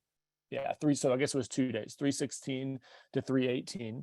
360. Oh, so no, here's 1 year of data after we initiated treatment. So you can see, when I look at this this topography, there's a couple things I like to talk about when I talk about this. The first one is that is the topography perfectly centered around the pupil? It's relatively centered around the pupil. You see a little bit of asymmetry in terms of the treatment zone, and there's still a little bit of aberration left. And David Kading has talked about this a lot. He and I have had long discussions about this, but the hiccups that I always made, and they're not hiccups, but basically my approach to orthokeratology is I'm looking for a few things. First is I want to make sure that the patient has the ability to see 20/20 with correction. So one of the biggest challenges is knowing, when we think about myopia management, is when we need to make an adjustment in the lens itself.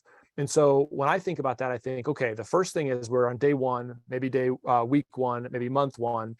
The question is that I want to answer is, one, are we headed in the right direction refractively? Are we seeing a change that we want to see, i.e. less myopia, not a whole bunch of irregular astigmatism? The second question I want to make sure I can answer is that with an additional prescription, I can now make that patient still see 20/20, meaning that their cornea is regular enough that with an additional amount of minus, even some spherocylindrical power, that we can get that patient to see 20/20. And then the third question I'm answering, and not necessarily in any of these orders, but in any of this order, but do we see a healthy cornea? Are we seeing edema? Are we seeing staining? Other things that would concern me, that would make me say, look, we got to change course, or we got to change the treatment. If I can answer all of those three questions, as is no staining, correctable to 20/20, headed in the right direction, then generally what I do is I kind of continue the course, right? So then we go that 1 day, and we come back in a week, and then yes, the questions again: corneal staining, no; correctable to 20/20, yes; headed in the right direction, yes, meaning continuing to get more or less myopic. Then we can keep going. And the reason I do this is because I make mistakes years ago, and I probably still make them, where I try to adjust things because I look at the topography.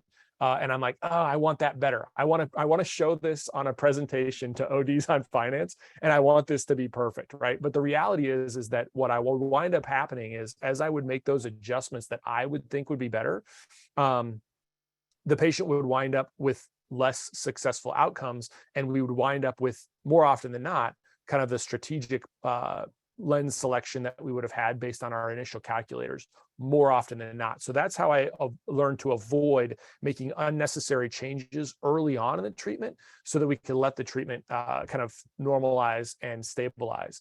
So in any case, this is what you see after a year of this patient. And then the same thing for the other eye. Again, is this a beautiful topography? Well, it's relatively well centered. There's some steepening. There's some slightly irregularity in the amount of flattening centrally. But again, the answers to my questions are: we've got relatively central topographical appearance. We have a relatively, you'll see in a second, you'll see we have correctable to 20/20, and this patient's uncorrected 20/20 as well at this point, and we don't see any corneal staining. So I'm not going to make an adjustment to make myself feel better if we've got stability and if we've got what we're looking for from a correction standpoint. So essentially, this patient treated was uncorrected 20/20 in both eyes, and then correctable again. You can see that here right after our removal of our contacts, that the patient has a little bit of astigmatism, a little bit of hyperopia at the beginning of the day, and then that kind of fades as we monitor this patient. What I try to do is I kind of stagger our times of how long those lenses have been off during the day. But again, that's probably a deeper conversation for a more involved myopia management discussion.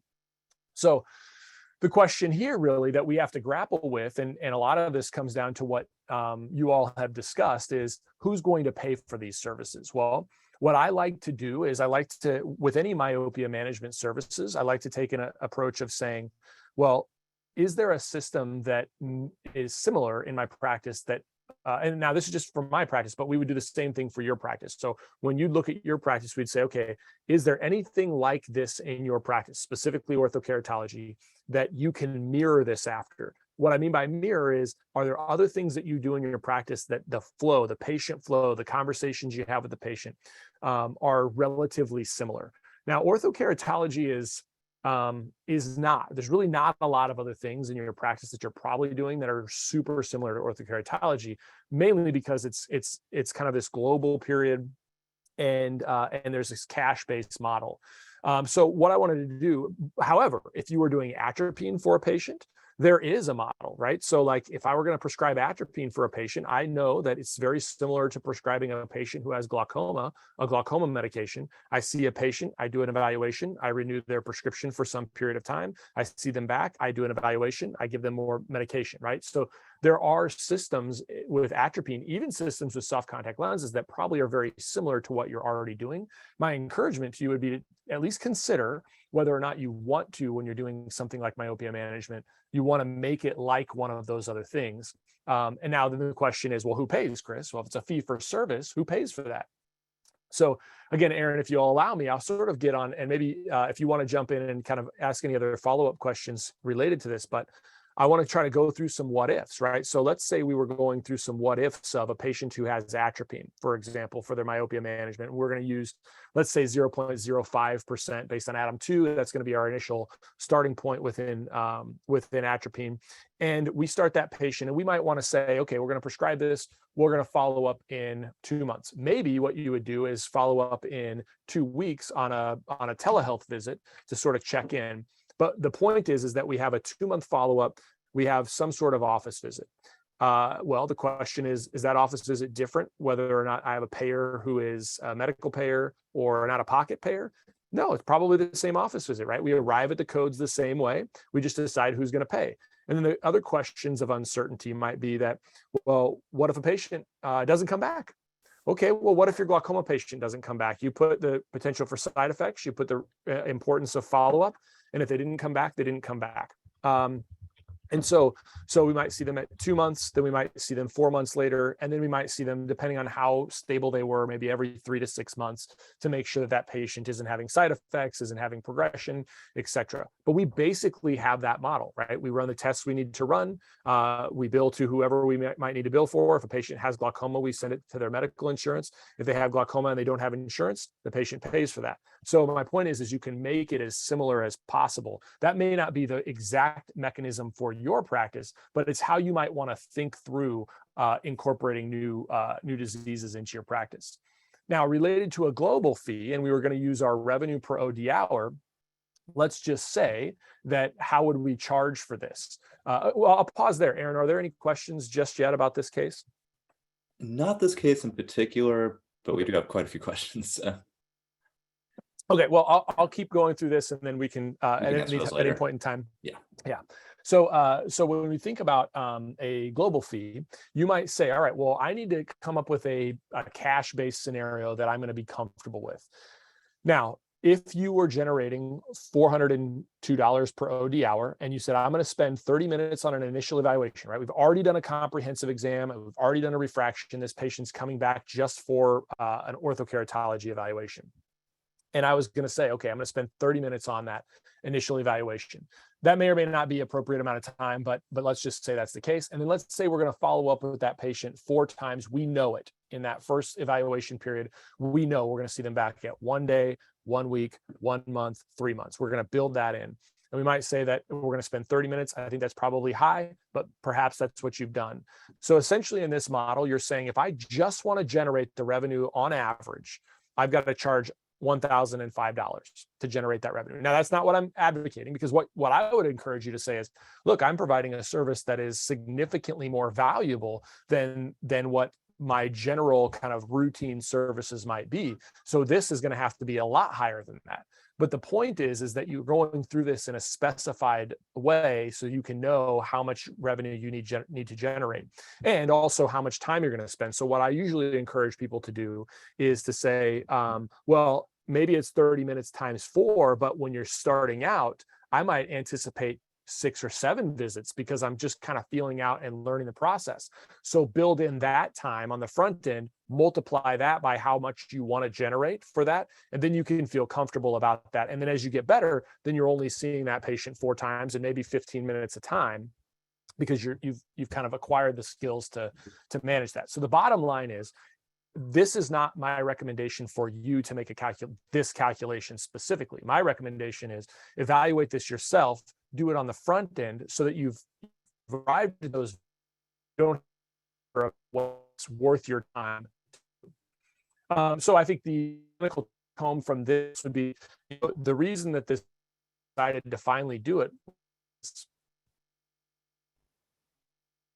Okay, am I back now, Aaron? Can you hear me okay? So the reason that this parent decided to finally do it is because every single year that patient came in, we were discussing options. Were Plano minus 50. We were discussing options for myopia management. And then when they had a small progression, we continue to discuss. And when they had a larger progression, we continue to discuss. And so, so that finally built in what that parent finally needed to see and hear in order to make that transition into managing it outside of direct vision. As far as technology goes, topographical screening is very helpful in terms of detecting astigmatism, irregular corneas, and then also planning our treatment. So planning that treatment over time and monitoring our treatment over time became really helpful. So what was the revenue in this case? Well, you could see here that that we have sort of these routine services. And, I can't remember off the top of my head, this is my practice. I can't remember off the top of my head what they purchased in 2018, what they purchased in 2019. Obviously in 2020, we did orthokeratology. After that point though, in terms of, again, and you can look at what makes sense from your perspective, but after that, that revenue in 2020, you can see then that the subsequent year, they didn't stop wearing orthokeratology, but there was just no change. I don't think I showed you. Well, yeah, no, we did see that. There's just not a lot of change. And so for us, it was, and now again, I think you can make the argument that your value is still a lot higher, but for us, it basically comes down to, if there's not a lot of additional change, we can reduce the cost of that over time from a maintenance standpoint, whereby we're still generating significant revenue for the practice and also providing a high level of value for the patient. And so when you look at these averages over those years, so after that, we're still, my point is in 2021, this patient didn't stop wearing orthokeratology lenses. My point is that now it becomes more of sort of like this routine follow-up over time, as opposed to something specialty. But in any case, I could have probably coded some of those blue related to the orthokeratology. But the actual revenue, so I spent in that 4-year time period, I spent 4.5 hours with this patient over those 4 years, and that generated $4,200 in our practice. This is actually collected revenue. So it wasn't just what we billed out. We did bill out more than this to specific payers that paid us less, but this is actually collected dollars from this patient. And so you can see that that the revenue per hour was something right around like $975 per hour that I spent. But also know that because of the philosophy of the practice, by talking about things that we can address, spending time on those things. In 2018 and 2019, I could look at each one of those years and be like, well, I don't know, it wasn't really worth me talking about myopia management for 5 minutes of this patient. But then you look at 2020 and 2021 and really subsequent years all the way down, our revenue per OD hour is probably not going to change significantly. It's going to be right around that $1,000 level or higher if we do nothing else, right? Like until this patient gets to the point where they're ready to stop wearing orthokeratology and do something else, we're going to wind up pretty much at that $1,000 per OD hour level in perpetuity until this patient outgrows it. And so that's again the value of that service. And if that patient has anything else that needs to be addressed, then we're going to have to address those things as well. So we'll talk about keratoconus and the management of patients who have keratoconus. Again, when we think about tools, we've got corneal topography. In this case, we used a hybrid contact lens, and you'll see why in a second. In my hands, I will tell you, in my hands, hybrid contact lenses are not good in really irregular corneas. This patient didn't have a super irregular cornea, but they had a mildly irregular cornea, which is why in my hands, the hybrid lenses worked well. And so typically with irregular, like moderately irregular corneas, we are, and worse, we're using scleral lenses in most of those cases. But I wanted to show you here another case of a hybrid lens. Other tools you can consider using, maybe a soft specialty contact lens, a scleral lens, a corneal RGP. And this patient also over time needed additional services. They were a glaucoma suspect, mainly related to their myopic stretch and related to their optic nerve suspicion, right? And the fact that we can't really rely on their intraocular pressure measurements much because their cornea is so irregular. They also had ocular surface disease, specifically dry eye. And so I think you're going to see some other times where we've had to, within this case, where we had to address that as well.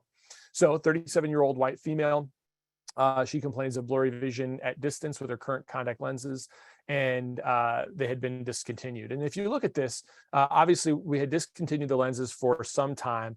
You don't have a ton, as I was talking before, you don't see a ton of corneal irregularity. And she had previously attempted other lenses, Biofinity Toric XR, Proclear Toric XR. And I don't think she had, so she was in a Hydrosoft Toric, which was not providing her with great, specifically nighttime vision. And if you look at her cornea, it's not hugely irregular, which is why in my hands, a hybrid worked pretty well. And so when you look at this, we'll see, are they medically necessary? Well, I think it would come down to the definitions of medical necessity based on that specific vision plan payer. So this specific vision plan for this specific patient, it was medically necessary. She did meet that requirement. But what I always encourage people to do is when you're looking at that, sometimes you would look at it based on, it can be based on Ks, it can be based on best corrected visual acuity, it can be based on high amounts of ametropia. The point is know what those definitions are from your managed vision care plans and follow them. Don't fudge them. Don't try to push them to the limits. If they have the benefit and they don't satisfy it, then it's an option for the patient, but the patient's going to have to pay for it out of pocket. And that might have some uncomfortable conversations for that patient. But if you have them frankly, then they're appropriate and that patient will understand generally they'll understand. And then also I would encourage you to document that. So in some cases, what I find with managed vision care is they will require, they'll want you to use an unstable keratoconus code, for example, for a patient that fits into a certain category. So what I would probably do from a managing uncertainty standpoint and also managing sort of the risk of that patient is that in the notes, if this patient is stable and you look at that patient, they're stable based on topographical appearance, but the managed vision care plan insurance company is telling you that this patient, based on a K of this value and that value, they've satisfied a severe, case, and now you're gonna have to use more expensive treatment options, more expensive monitoring options, then you would maybe mark that patient as unstable based on your ICD code because that's what the payer is telling you to do. But then I would make a note in the chart of, patient unstable based on insurer's definition. Topography appears stable, but fits definition by K's steeper than this, or stria, or scarring, et cetera, et cetera. So just kind of make sure that you're spelling that out in the chart notes. So you can obviously see how myopic this patient is. Again, I don't think this patient has glaucoma, but they definitely have a risk for glaucoma based on their myopic stretch for sure. And you can see other findings here. I don't think she has any maculopathy. I'd have to look a little closer, but I don't recall that she has maculopathy. So this isn't the 10-year-old white male. This was the 37-year-old female. I didn't change that. But the question is, cash pay, managed vision, some components of medical. Well, in this case, again, from a take-home calculation, the managed vision care did attend to her comprehensive exam, her refraction, and her retinal screener was cashed from herself. Medical, right, fee for service. Now we've got a follow-up that's going to evaluate her anterior segment. We're going to do a topography. We might do photos in this case, or a contact lens. In this case, what we used was a fitting of contact lens for the treatment of keratoconus, or for the management of keratoconus, as well as our office visit for that specific day to manage that as well. And so our take home obviously is to continually discuss other things, right? So I can get sidetracked with this routine patient, right, in terms of her myopia or in terms of her corneal irregularity, but also I've got to monitor her retina. So I've got our comprehensive exam serves as an opportunity for me to be able to say, okay, we're going to make these adjustments to your contact lens power, your glasses power. But remember, we're also monitoring your optic nerve to make sure that because you're at risk, because you're so nearsighted, and because you have a family history, or whatever her other risk factors are, we're going to monitor this in some follow-up over time. Right now, it might look stable. It's going to be 6 months or 3 months, or whatever the case is related to that specific condition. And then obviously discuss other options. So if the patient is having a hard time, right, they're still correctable. Like her concern was she was still correctable and happy with her daytime vision with her custom soft lenses, but her pupils were still getting really big. And so when she was at night, she was getting halos around that. So could this be an opportunity for us to treat that better? In this case, it was. And subsequently, yeah. So anyway, in this case, it was appropriate for her to use a different type of lens where we're still getting into our optic zone of what she needed. So of course, topographical screening to identify any corneal irregularities. That would have been a hard one for me to be able to identify, because she had no other findings of her irregularity. You'll probably call her a form thrust keratoconic patient that was asked about before. And then we can also use our screening tools to identify other posterior segment abnormalities that we'll have to manage over time. So whether that's myopic maculopathy, retinal, lattice degeneration.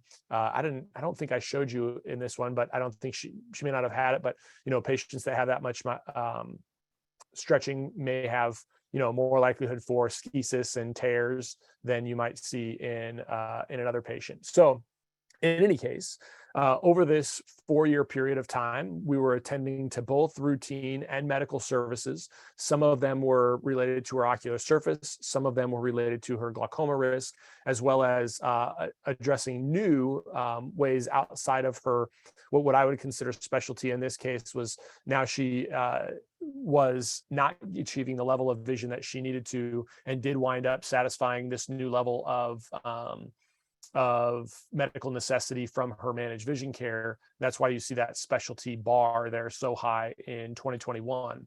But again, 3 hours of time, $4,100, $120 for that time. That's what we were paid. So our actual revenue per OD hour on this patient was something like $1,400 an hour or so. So again, this is just the value of managing all those things for that patient over time. Okay, let's look at a couple more cases. We're going to talk about dry eye.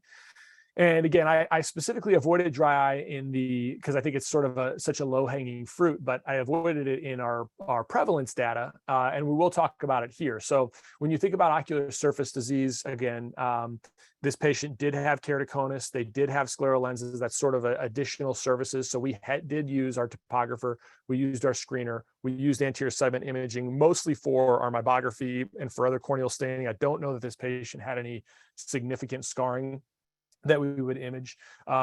She had vectored thermal pulsation, we had punctal occlusion and topical anti-inflammatory. So you can see there's a lot of different tools, and there's some strategies with those tools. And I'll probably take a little bit of a sidestep here to kind of discuss some of those strategies.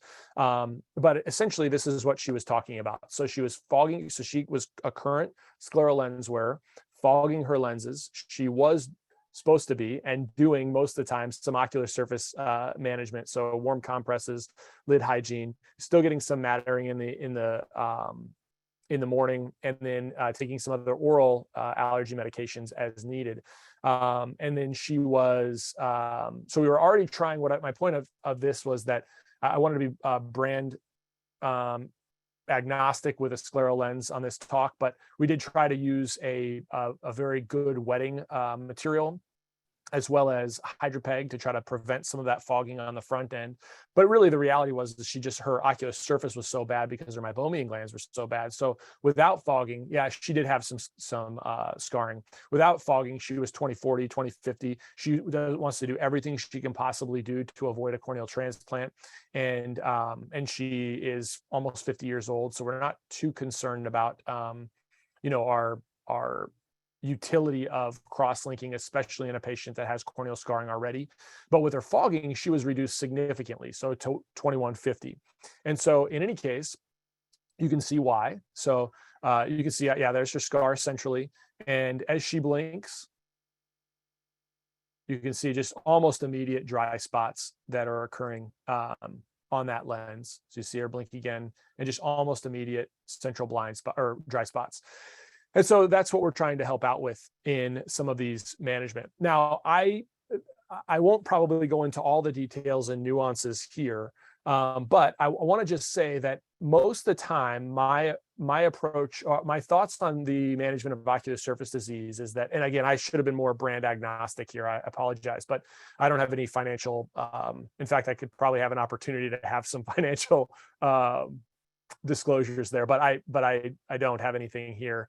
But I'm really kind of agnostic. I think from a standpoint, whether you're using Clearadex or some other tea tree oil based, my thought on tea tree oil is that you should use the one that you like the best. And I don't use Clearadex any longer. But the point is that I like tea tree oil because it allows me to not have to worry about whether or not this patient's anterior blepharitis or posterior blepharitis, for that matter, is related just to Demodex or related to the combination of Demodex and staph, or just staph. I know it's going to take care of all of those things.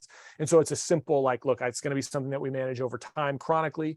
And so we're going to have to address that patient over time chronically. And we can do all of that with sort of one solution if we have usually 2% tea tree oil based on the evidence for that. So essentially in this kind of treatment paradigm, what a patient has done is they've sort of entered in off to the left-hand side of your screen where there is a comprehensive exam. So we've got some sort of comprehensive exam off to the left-hand side of your screen that you're not seeing on the screen. And you've probably started that patient maybe with artificial tears. You've started that patient with compresses and lid scrubs, and then they get dumped into this first box on the left-hand side of your screen where you see, yes, we have meibomian gland dysfunction. Yes, we have inflammation. Okay. Now you could see where you might enter in someplace else. Maybe this second or the green bucket where you see, yes, we have meibomian gland dysfunction, but there's no longer any inflammation. And I probably even should articulate that plus meibomian gland dysfunction just means that it's under control, right? Like it's under control. We're doing something else to monitor it. But the point here is that as we enter into this first evaluation, how do we manage tear film that is unstable due to inflammation primarily or secondarily, and unstable tear film due to meibomian gland dysfunction. And so that's what we're saying is, all right, well, we're going to take out some amount of expression, we're going to clear the glands out, and we're going to put that patient on a steroid. And the reason I like that is that if I see inflammation, and remember, signs of inflammation could be things like MMP9 findings, they could be things like corneal staining, conjunctival staining. Don't forget looking at the lid wiper. It could be telangiectatic vessels along the eyelid margin. Any indicator that you've got that shows, look, we've got out of control inflammation here. What I would propose to you is that this whole system will work for probably 90% of your dry eye patients, and it's not complex. Once you digest it, you're basically taking care of tear film stability and inflammation. And then related to inflammation, the question that you're answering on this very first pulse of steroids is, okay, if we clean the glands out and we reduce inflammation for 1 month, we watch 2 months later, which gives that anti-inflammatory or that steroid medication some time to reduce all the inflammation on the ocular surface. And then that 2-month period of time gives you this time frame for the expression widget to improve, to allow those glands to work better again. And so you have a period of time where there's no steroid medication for 1 month. Well, if you start seeing after that 2-month follow-up, which is your orange box here, now you see that your oil glands are working well, but inflammation is back, then you can say, look, we suppressed inflammation hard enough with the topical steroid that we shouldn't see inflammation if it was acute. Now we're seeing inflammation again, which tells me that there's a chronic inflammatory problem. And then I'm going to manage that chronic inflammatory problem. I'd probably dump in here, again, to be agnostic, you'd have your cyclosporins, so your Restasis, your Cequa, even your Imprimis makes a Clarity C, right? So some sort of cyclosporin or generic equivalent, Xiidra. Your omegas are in that area. Now, a lot of people will start their omegas at the comprehensive exam. I think omegas, especially when you look at like the DREAM study and some other subsequent studies that have come out, I think the main reason that omegas haven't been shown to be effective in large studies is because they're not looking at the right things primarily, or they're not looking at patients who have inflammatory markers specifically. I think that's where omegas are probably beneficial. And that's why I hold off on them until they're a chronic intervention. I wouldn't push back too much one way or the other on you if you decided to add them earlier. But I like to have other options. I would also throw in on this orange visit, that's where you would think about IPL potentially. So the beauty of this orange box here is that if we are serving a patient's needs primarily, and we can meet that patient where they're at, we can use topical medications, we can use oral supplements, we can use topical or office-based procedures to manage that patient's ocular surface inflammation. And the beauty of that is we can wield those tools so that the patient has the treatments that are going to be maximally effective to them because they're the type of treatment that they prefer. So in any case, that's kind of our next level. If we skip over that and we see that their patient had no inflammation return at that 2-month follow-up, well, then we're at the green box here. So we're at that green box, and then it becomes based on symptoms, whether you like speed or OSDI. I like speed, but then we're just managing symptoms at that point. Notice how in this approach, I'm going to get a little bit on a soapbox here. I'm sorry about that, Dat and Aaron, but in this approach, we're looking at ocular surface disease and not caring really about what we do next based on patient symptoms until after we've controlled inflammation and after we've improved stability of the tear film. Once we've done that, then we really care. It doesn't mean we're not asking about symptoms. It just means it's a chronic disease. We don't care about symptoms until we're trying to fine tune it. Now I'm going to challenge you on this, and I'll make this last point is a lot of people will be like, well, I'm not going to do it. Patients aren't going to do anything when their eyes feel fine or their symptoms are minimal. That may be true, but when we go to our primary care doctor and they check our blood sugar, they're not determining whether or not we go on blood sugar like metformin, for example, because they ask, do you feel like really kind of anxious or jumpy and your blood sugar comes back at let's say an A1C of 9 on repeated follow-ups, and they say, do you ever just feel kind of jumpy, or that things are, that you're kind of always going? No, I feel great all the time. It's no big deal. And then they say, okay, fine, you're no big deal. We'll just see you later. Okay, they don't do that, and we shouldn't do that. And so, in any case, with chronic diseases is what I should say. So I would challenge you to think: are there chronic diseases that we have to care about symptoms in order to know if we're going to do something for that patient? In my case, in my what I advocate for with ocular surface disease management is that we may ask about symptoms earlier on, but as a clinician, we ought not really care too much about them until we know that we have the other chronic things under control. So plugs work really well once you get to this green stage, because you're just trying to get kind of icing on the cake related to tear film stability. If there's no inflammation, MGD is under control, no inflammation, and symptoms are good, then maybe you just monitor this patient. So bottom line is, you can talk about amniotic membranes. You can talk about, and we'll talk about some of the things on this last case. We can talk about kind of some kind of neurotrophic things. We talk about a really high level, detailed types of things that we can do for patients with ocular surface disease. But most of the time, you're treating tear film stability and you're treating inflammation. And having a logical process to treat that tear film instability and treat inflammation will serve most of your patients most of the time. So in this case, the clinical take home is that not all patients want transplants, and they want to avoid them. And you can have those conversations with patients. The CLEX study showed us that the most likely reason for corneal scarring, or the thing that we can do to minimize corneal scarring, is to reduce bearing on the central cornea. So if you see staining on a patient who has corneal RGPs, try to do everything you can do to eliminate that staining.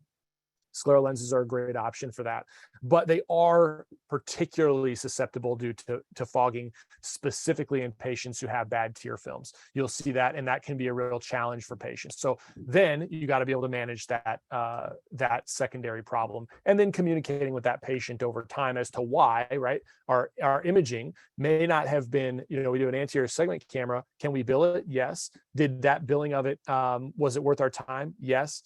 Was that the only reason to get the anterior segment? No, because I was able to show this patient why she wasn't able to see well through her contacts. It wasn't her contacts, it was her ocular surface. And actually then once we took that approach, we were able to take care of that patient.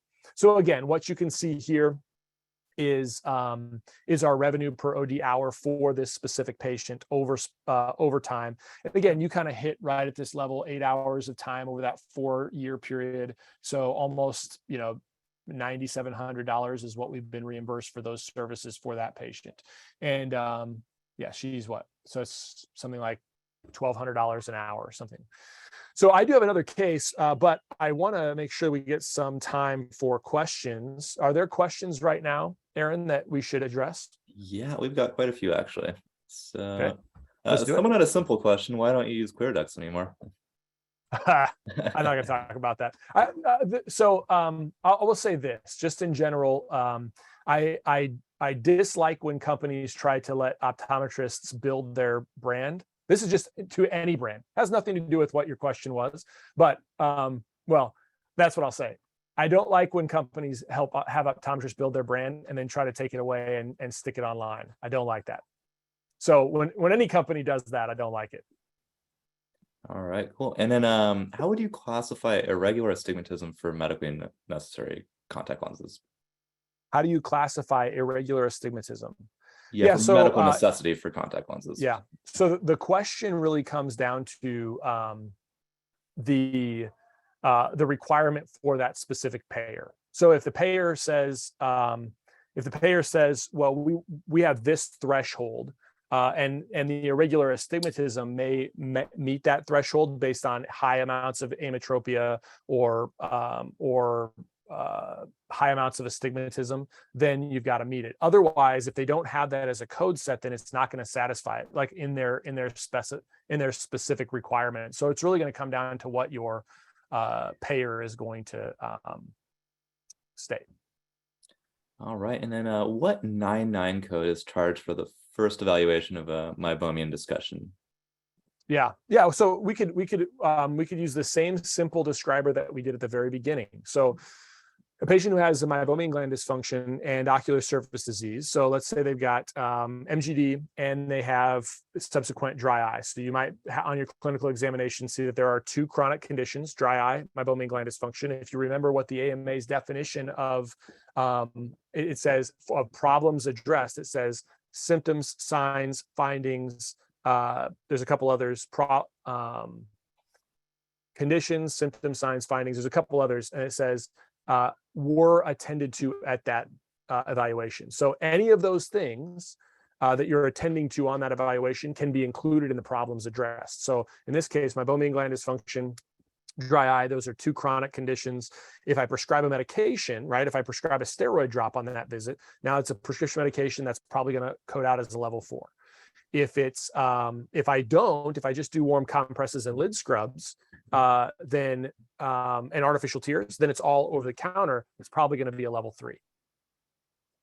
All right. And is there a billable code for meibomian gland expression?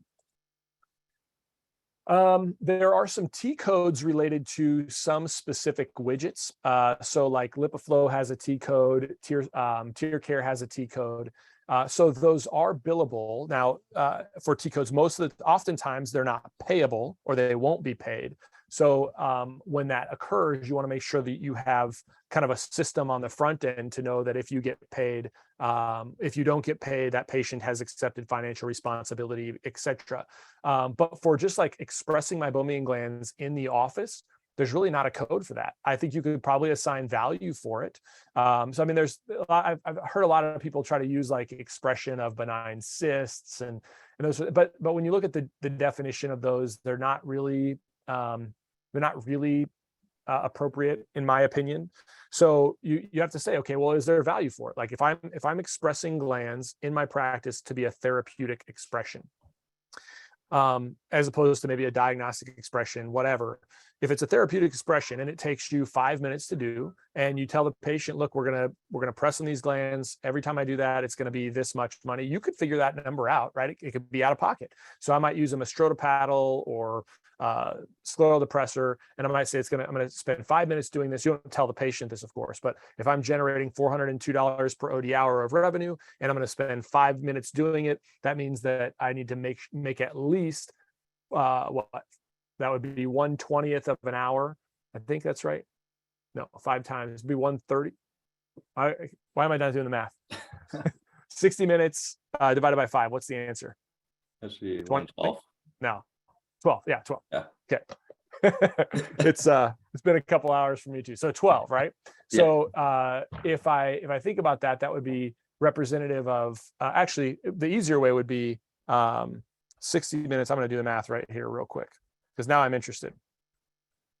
So 402 divided by 60 equals $6.7. So $6.70 per minute times 5. So that's $33 per procedure. So maybe I need to have some premium on that. And I say, I'm going to double it, right? So every time I express in office, it's $67, right? Something like that. And now I'm generating a service for the patient, and I don't feel bad about doing it. It has a fee that's associated with it, and you disclose that fee up front. Patient acceptance, just like your screening devices, and you move forward and take care of the patient. Awesome, great. And then just one clarification question: did he say you can bill 99214 if starting a patient on a steroid for dry eye treatment, as long as you have multiple diagnoses? Yep. Okay. Perfect. Got a few more questions, but we'll save them for the end. So if you want to go ahead and continue. Okay. Yeah, great. Well, I mean, okay. So I will, let's go to the last case then.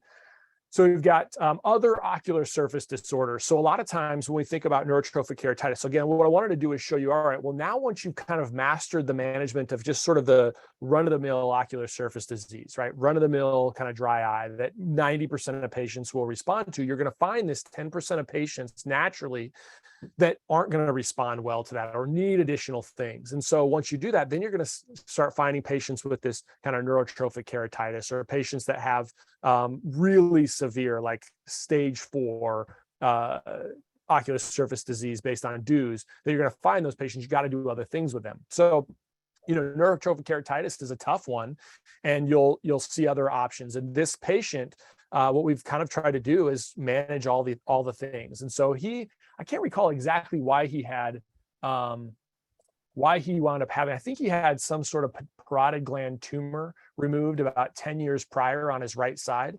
And so I think that what wound up happening is he damaged they damaged his fifth nerve while doing that, is what I think occurred in the history. But he had blurry vision, and that was his primary complaint in his right eye. He was noticing numbness around the right eye. He tried a humidifier, ocular surface, lubrication, worse while driving to work. So you can see warm compresses, not using lid scrubs, ran out a few weeks before, preservative-free artificial tears, I believe. He's had a history of bandaged contact lenses with no significant improvement. And when you look, this is what we see. So kind of this really significant diffuse SPK. When you check so when I'm thinking about this, if I see a lot of asymmetric SPK, I'm thinking either some nocturnal problems. In this case, since it's the entire cornea, I'm really not. But I'm thinking nocturnal problems, or I'm thinking neurotrophic. And so the very next thing I'll do is sort of a cotton wisp test on those patients, where I'll check one cornea, usually the better looking cornea, and then the other cornea. And then what you'll typically see is, like, if the left eye was a 10 out of 10 in terms of sensation, this might be a 5 or a 4 or 2. I think he was probably a 1, because he just couldn't feel a thing. And so, so this is what you see. It's why he's not seeing well.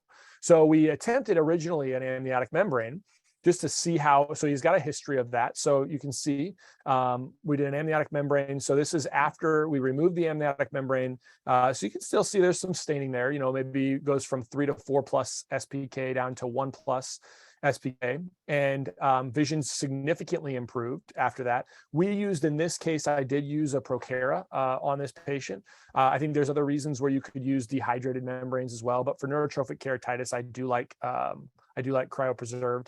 And then afterwards, after we take that off, we will put a bandaged contact lens on the patient for a few more days, just to see if we can get some additional residual healing and protection. And that's what we did. So this is about his cryopreserved amniotic membrane was on for a period of 5 days. We put it on a Monday morning, took it off on a Friday afternoon, put a bandaged contact lens over the weekend. Then we get to see him back 1 week after. And then we're trying to get other approval, because he does have, we did try to get other approval. So the question then becomes, so I use the preservative-free artificial tears and the tobramycin 3 times a day while the amniotic membrane is on. There's not any clear guidance on that, but it's just my general habit. And then we start the process for Oxervate. Now, what I will tell you is that in this case, we started the process for Oxervate approval, but we didn't necessarily plan to go there. What we wanted to do was see how long he could get an effect from his amniotic membrane. And what we found was that, like, within a month or 2, he was back with kind of that same 3 plus SPK, even with a bandaged contact lens over the surface of it. So okay, we go about a month, and now we've got some approval, and he looks basically like that original image before. After Oxervate, you can see here, we don't have a lick of SPK. I think as I scan over this cornea, I don't think you see any SPK here. So it worked really well. Now the question becomes, how do you manage this patient over time? Well, really what happens is, he stops his Oxervate. He probably got 6 to 7 months of looking really good. But what was interesting is, after that 6 to 7 months, we've been able to manage him with bandaged lenses and ocular surface treatments to keep his surface stable. And he's got kind of regressed a little to maybe like 1 plus SPK, but he's still 20/20, and we're able to keep him much more controlled now. This is about 1.5 years after his initial treatment. What I'm telling you now, where we are today, is about 1.5 years after his Oxervate treatment. And he isn't perfect like this, but he's much better than he was. The question is, do we do it again? It's an unknown answer based on the evidence. We could try it again if we needed it, but we're just trying to get him as far as we can go without needing it again. So you can see here his initial, then after amniotic membrane, then after Oxervate. And in between there, you see a regression after a month or so after the amniotic membrane that looks similar to the initial. If he looked just as good, I would probably, so if he looked just as good as he did on this after amniotic membrane, at a month, I'd probably go another month after that, and maybe a couple months after that, just to see how long we get. And then, if he got treatment that lasted 6, 7, 8, 9 months out of an amniotic membrane, we may not have proceeded with oxybate. But in any case, you can see that the difference between each of those. So what's the take home? I think, neurotrophic keratitis signs, if signs are way worse than symptoms, always look at your corneal sensitivity. If you're seeing signs and symptoms not add up, and if they're asymmetric, you can expect that amniotic membranes are going to improve signs, but you also have oxybate in your back pocket, and don't be afraid. It is a challenge to get approved. The company will help your staff kind of do the necessary paperwork. But it's going to take some prior authorizations to do that. So in any case, I also think it's helpful for stepwise approach. So in that prior authorization, they will ask you, what else did you do for this patient? So did you try more conservative therapies? And being able to answer yes to those questions can be really beneficial for the patient as you're walking through that. Now, we spent a lot of time with this patient. A lot of these visits were essentially like, quick, brief checks where we're not changing a whole lot of treatment course, and we're not doing really high dollar things. But then you can see the opportunity when we do have to do those higher dollar things, they're going to generate a lot of revenue. And so, essentially this patient, you can see 4.5 hours of time over 2 years of a period, and then about $3,000 in collected revenue. So not in the highest decile, but certainly way above the average. And certainly if this patient needs other services, plugs, expression widgets, amniotic membranes, we can serve that need over time as well. Scleral lenses, we can serve that need as well. So Aaron, Dat, thanks so much for having me on. I'll stick around for any other questions. I hope this was valuable to your members at ODonFinance. I really appreciate you guys asking me to come and do this. I always enjoy these. I hope you guys learned something too. I hope I'm consistent with the messaging I give, so that we can add clarity to billing and coding as opposed to ambiguity. So thanks a lot. Have a great day, guys. Awesome. Thank you so much, Chris. And judging by all the comments, I think everyone can agree that this was a fantastic lecture. A lot of really good information, great slides as well. And we do have a few more questions, so I'm going to go ahead and jump over to that real quick. Okay, great. Let's take a look here. Yeah, someone was asking, what bandage contact lens do you normally use? So I usually use an Air Optics Night and Day. I know that there's one that's specifically FDA approved, and I think you could use that too. But that's typically what I'll use, and yeah, because it's accessible, and it's accessible in our office, and I've had good response from it. All right, cool. And I'm going to go back. There's a few questions that kind of popped up through your first hour and the early part of your second hour, so I'm going to go over those real quick. Sure. Can you expand on the definition of contact lens fitting for IMED? Patients are often confused on what codes are paid. 92310 is what is in their code book. 92313, not 92310 is not, but patients expect payment for exams and materials. A patient calls IMED and they tell them they should have full coverage. This also is happening with myopia control. How do you go about explaining to patients they are responsible for payment? Yeah, I think the easiest part on that is to, again, not looking specifically at those like right now in front of me. It'd be hard for me to give you like a specific recommendation. I'm sorry about that. But generally, when I think about that, the most important thing is when the patient talks to the payer and the payer tells the patient something different than what they're telling you, and what is available from your perspective based on the provider manuals and those sorts of things, is just be the patient's advocate. Tell the patient, that's wonderful that they're telling you that, but I can't just go on what they're telling you. Can you have them send you a document that reflects what they're telling you? Right. And in that case, when you do that, you're taking the responsibility off yourself to prove what you know to be true. And you're putting it on the patient and their communication with their insurance company to have that insurance company prove what they're telling them. Because as we all know, I'm not going to ascribe malice to this, but you're going to get different answers. I mean, Rob knows this for sure. When you're dealing with Medicare Advantage, you're going to get different answers from anybody you talk to within most of those payer structures. And so how can you rely on somebody's words, right? Point them to a specific document, and that patient then is responsible for showing you that specific document. Awesome. And then a question that popped up, actually, this is a good one. Can you bill an office visit and do punctal plugs if you have 2 diagnoses?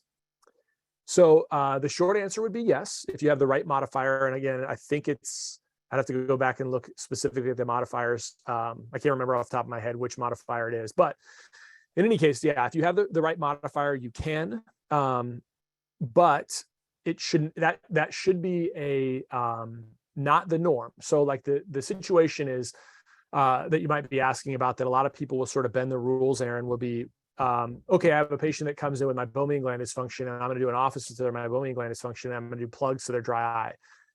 That's probably not the best way to do it. You know, within punctal occlusion, they do have an office visit as a minor procedure built into the procedure itself.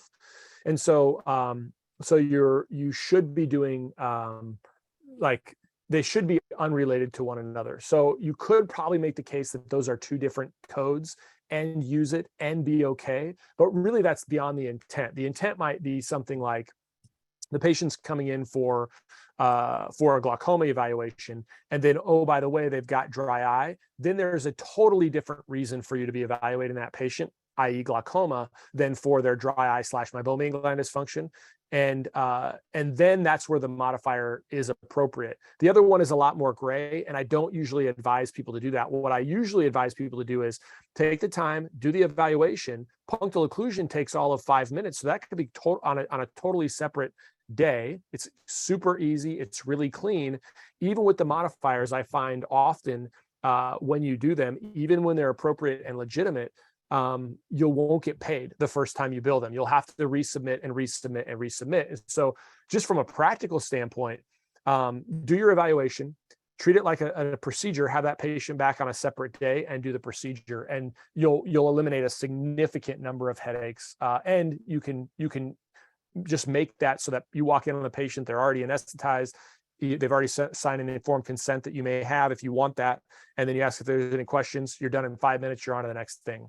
So that's my typical advice on those. Perfect. And one clarification question from, I think, hour one. Did he say visual field testing for cataract patients? I didn't say that. Oh, okay. So Prashant, he did not say that. That's what I thought. Another question here. What is the protocol for performing screening fields, OCTs, and fundus photos as part of a routine eye examination?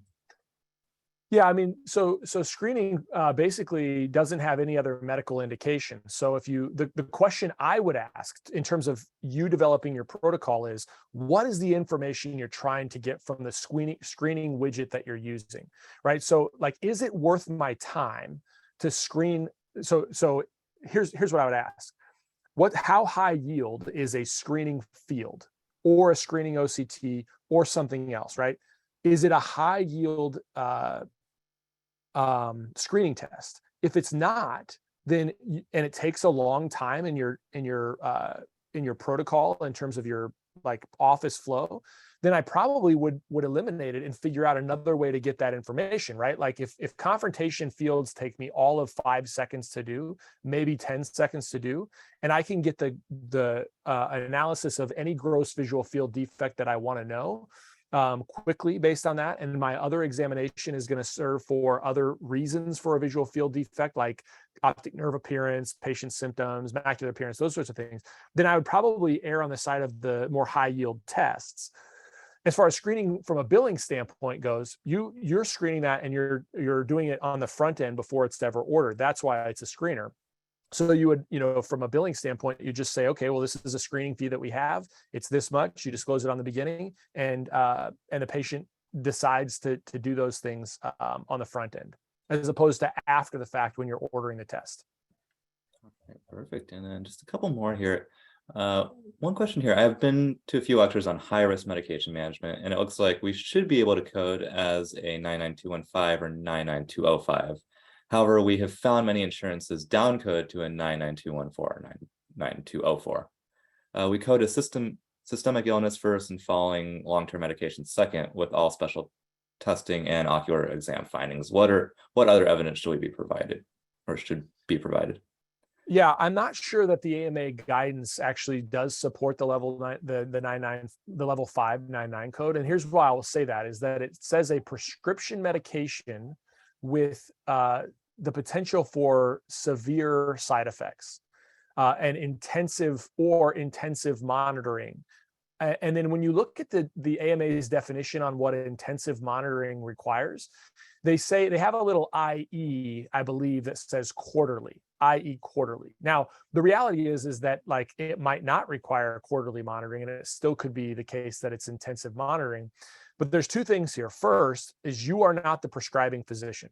So you're monitoring that, but you're not the prescribing physician. So on that case, I think it's probably doesn't fall to us as the level 5 responsibility. Secondarily, I would think that since most, let's say Plaquenil, for example, toxicity it's not recommended to monitor that patient on such a frequent basis most of the time, you're probably not requiring an intensive monitoring schedule to meet that definition. So in any case, I think they're probably right. It probably doesn't code out at a level 5 unless you're getting there based on data. And even the risk of problem, right? The problem type, remember, you got to get to level 5 based on problem type. If you're using MDM, 2 levels, problem type and or data and or risk of treatment or evaluation. And so you're probably not going to get there on your problem type either. So I think you're probably at a level 4, because really your problem types on a level 5 are going to have to be like a chronic condition with a severe exacerbation, or an acute or chronic condition with a severe exacerbation or a threat to life or bodily, what do they say? Well, basically visual, like blindness could be another one. So loss of bodily function is what they say. So anyway, I think you're probably not a level 5 unless you're getting there via time, in which case, if you're getting there via time, then you need to provide documentation of the level of time you spent with that patient. Awesome. And then we've got 2 questions from Daniel, which I think are fantastic. So we'll end on those. And then afterwards, we will have a raffle. So people that are still stay on for just a couple more minutes. Before we do that, we got a great comment for you, Chris. Someone said better than the Academy's lecture on the same topic. So oh, awesome. To you. Well, you could have the Academy invite me. They won't invite me because I'm not a researcher, but I'd love to go talk there. There you go. There you go. All right. So Daniel's first question: after your comprehensive vision exam under VSP, can you have a separate encounter on the same day and perform a dry eye evaluation with anterior seg photos? You have provided 2 different services, but can you bill VSP and separate medical insurance and get payment without inconveniencing a patient to come back another day? Probably not. My answer would be probably not. Now, if you're doing a procedure, so when it comes to office visit, that is kind of hairy, right? There would be a hairy situation for that, right? There are modifiers to provide multiple services on the same day, and that may be appropriate. What would be more appropriate and very clear would be where you'd have that patient for a procedure on the same day as your kind of comprehensive exam, right? That would be an easily distinctive difference. The office visit is a little bit trickier when it comes to the communication between medical and routine. My advice would be you may be able to modify that as long as you had 2 separate and distinct visits for that patient. Even if they were back to back, I'd probably put them on your schedule twice, and I'd probably treat them as 2 separate visits. I think you're asking for more trouble than it's worth, honestly. But yeah, I think there could be a way to do that with your modifiers. I can't remember the modifier off the top of my code or on the top of my head, but it would be essentially a separately identifiable service for a different condition on the same day. You're going to have a hard time getting paid for that. So anyway, that's my answer. I think it's going to be hard. It might be appropriate, but it's going to be a challenge. Awesome. And then let's end with this one, which is more of a clinical question than billing coding. Can you compare your personal thoughts on 3 treatment plans of BluffX versus IPL versus TearCare in terms of effectivity in treatment of OSD? I think they're so dramatically different. So like when I think about well, first we think about like BluffX, for example. I mean, lid debridement I think is super important, and debriding the lid shows you a lot of things. One, it removes biofilms that are kind of over the orifice of the meibomian glands, and it also can show you how much of a biofilm maker that patient is, and that can help you kind of guide your treatment. As far as like TearCare goes, TearCare is a great way to heat those lids before you're expressing them. So heating them and then expressing them and clearing them out. I think you're doing something different than BlephX, which is more of like a debridement. You're not going to be able to express much with BlephX, but also with tear care, unless you're doing debridement before, you're probably going to have some plaques or, excuse me, some some biofilms over the orifice of the meibomian glands that are still persistent, that may make it more challenging to completely evacuate those glands.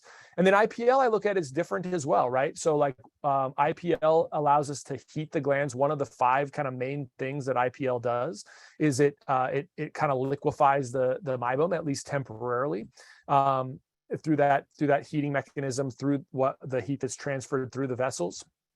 It also reduces inflammation and it eradicates significant microorganisms. And so those are kind of the 3 primary things I think about. But unless you're evacuating the glands and then also debriding, you're not probably going to do all those things with one. So I think that they each kind of serve their own purpose, and they can be synergistic. But I don't know if that answers the question. If I had to pick one, right? If I had to pick one widget, I probably would start with some sort of expression-based device. I think we've got widgets in our practice to debride, where you don't have to have, like, it's nice, BlephX is great, but you don't have, you have a golf club spud, you have a Chimera spatula probably in your practice. So if I were going to hierarchy it for most practices, I'd probably say expression, use your surgical tools that you already have for debridement, and then maybe you use IPL over time. I think depending on the practice, you could maybe flip some of those other things as well. But I do think they each serve their own specific and unique solutions. Perfect. Well, Chris, thank you so much for all that info. That was fantastic, both the lecture and all the questions that you answered. So really appreciate you coming on a Sunday morning. And go ahead and jump in the chat and you'll see all the members of thank you as well. So, all right. Thanks, guys. I appreciate it. Thanks for your time today. Hope it was helpful. Thank you once again. And also thanks to our sponsors here. So once again, just want to name them out. Rob Marcel with CSI. Make sure to check out ODonFinance revenue cycle billing. Vision Source, Aaron Warner. Done For You Marketing, Trish Olson. And our newest one, Hoop Myopia Care, and Bob Migliani. And with that being said, let's do our final raffle here. See if I can advance this slide. There we go. Our winner is Kendra Fink. So Kendra Fink, if you are still in the audience, you have won $100 Amazon gift card. Feel free to email us, admin@odonfinance.com, to claim that. And with that being said, we are all done. So Chris, once again, thank you for coming on. Thank you to all our sponsors, and thank you to our audience for a lot of good questions. And we're going to have another one of these coming up with Chris again, because you're probably the most requested speaker on our panel. So we're going to be happy to have you again. And thanks a lot. Awesome. Yeah. Thank you, everyone. Have a great Sunday, and we will see you for the next event, December 18. And I'm going to put that slide one more time. That's going to be for our first episode of our $1 Million Net Practice. So look forward to seeing you all there. Have a great week. And we'll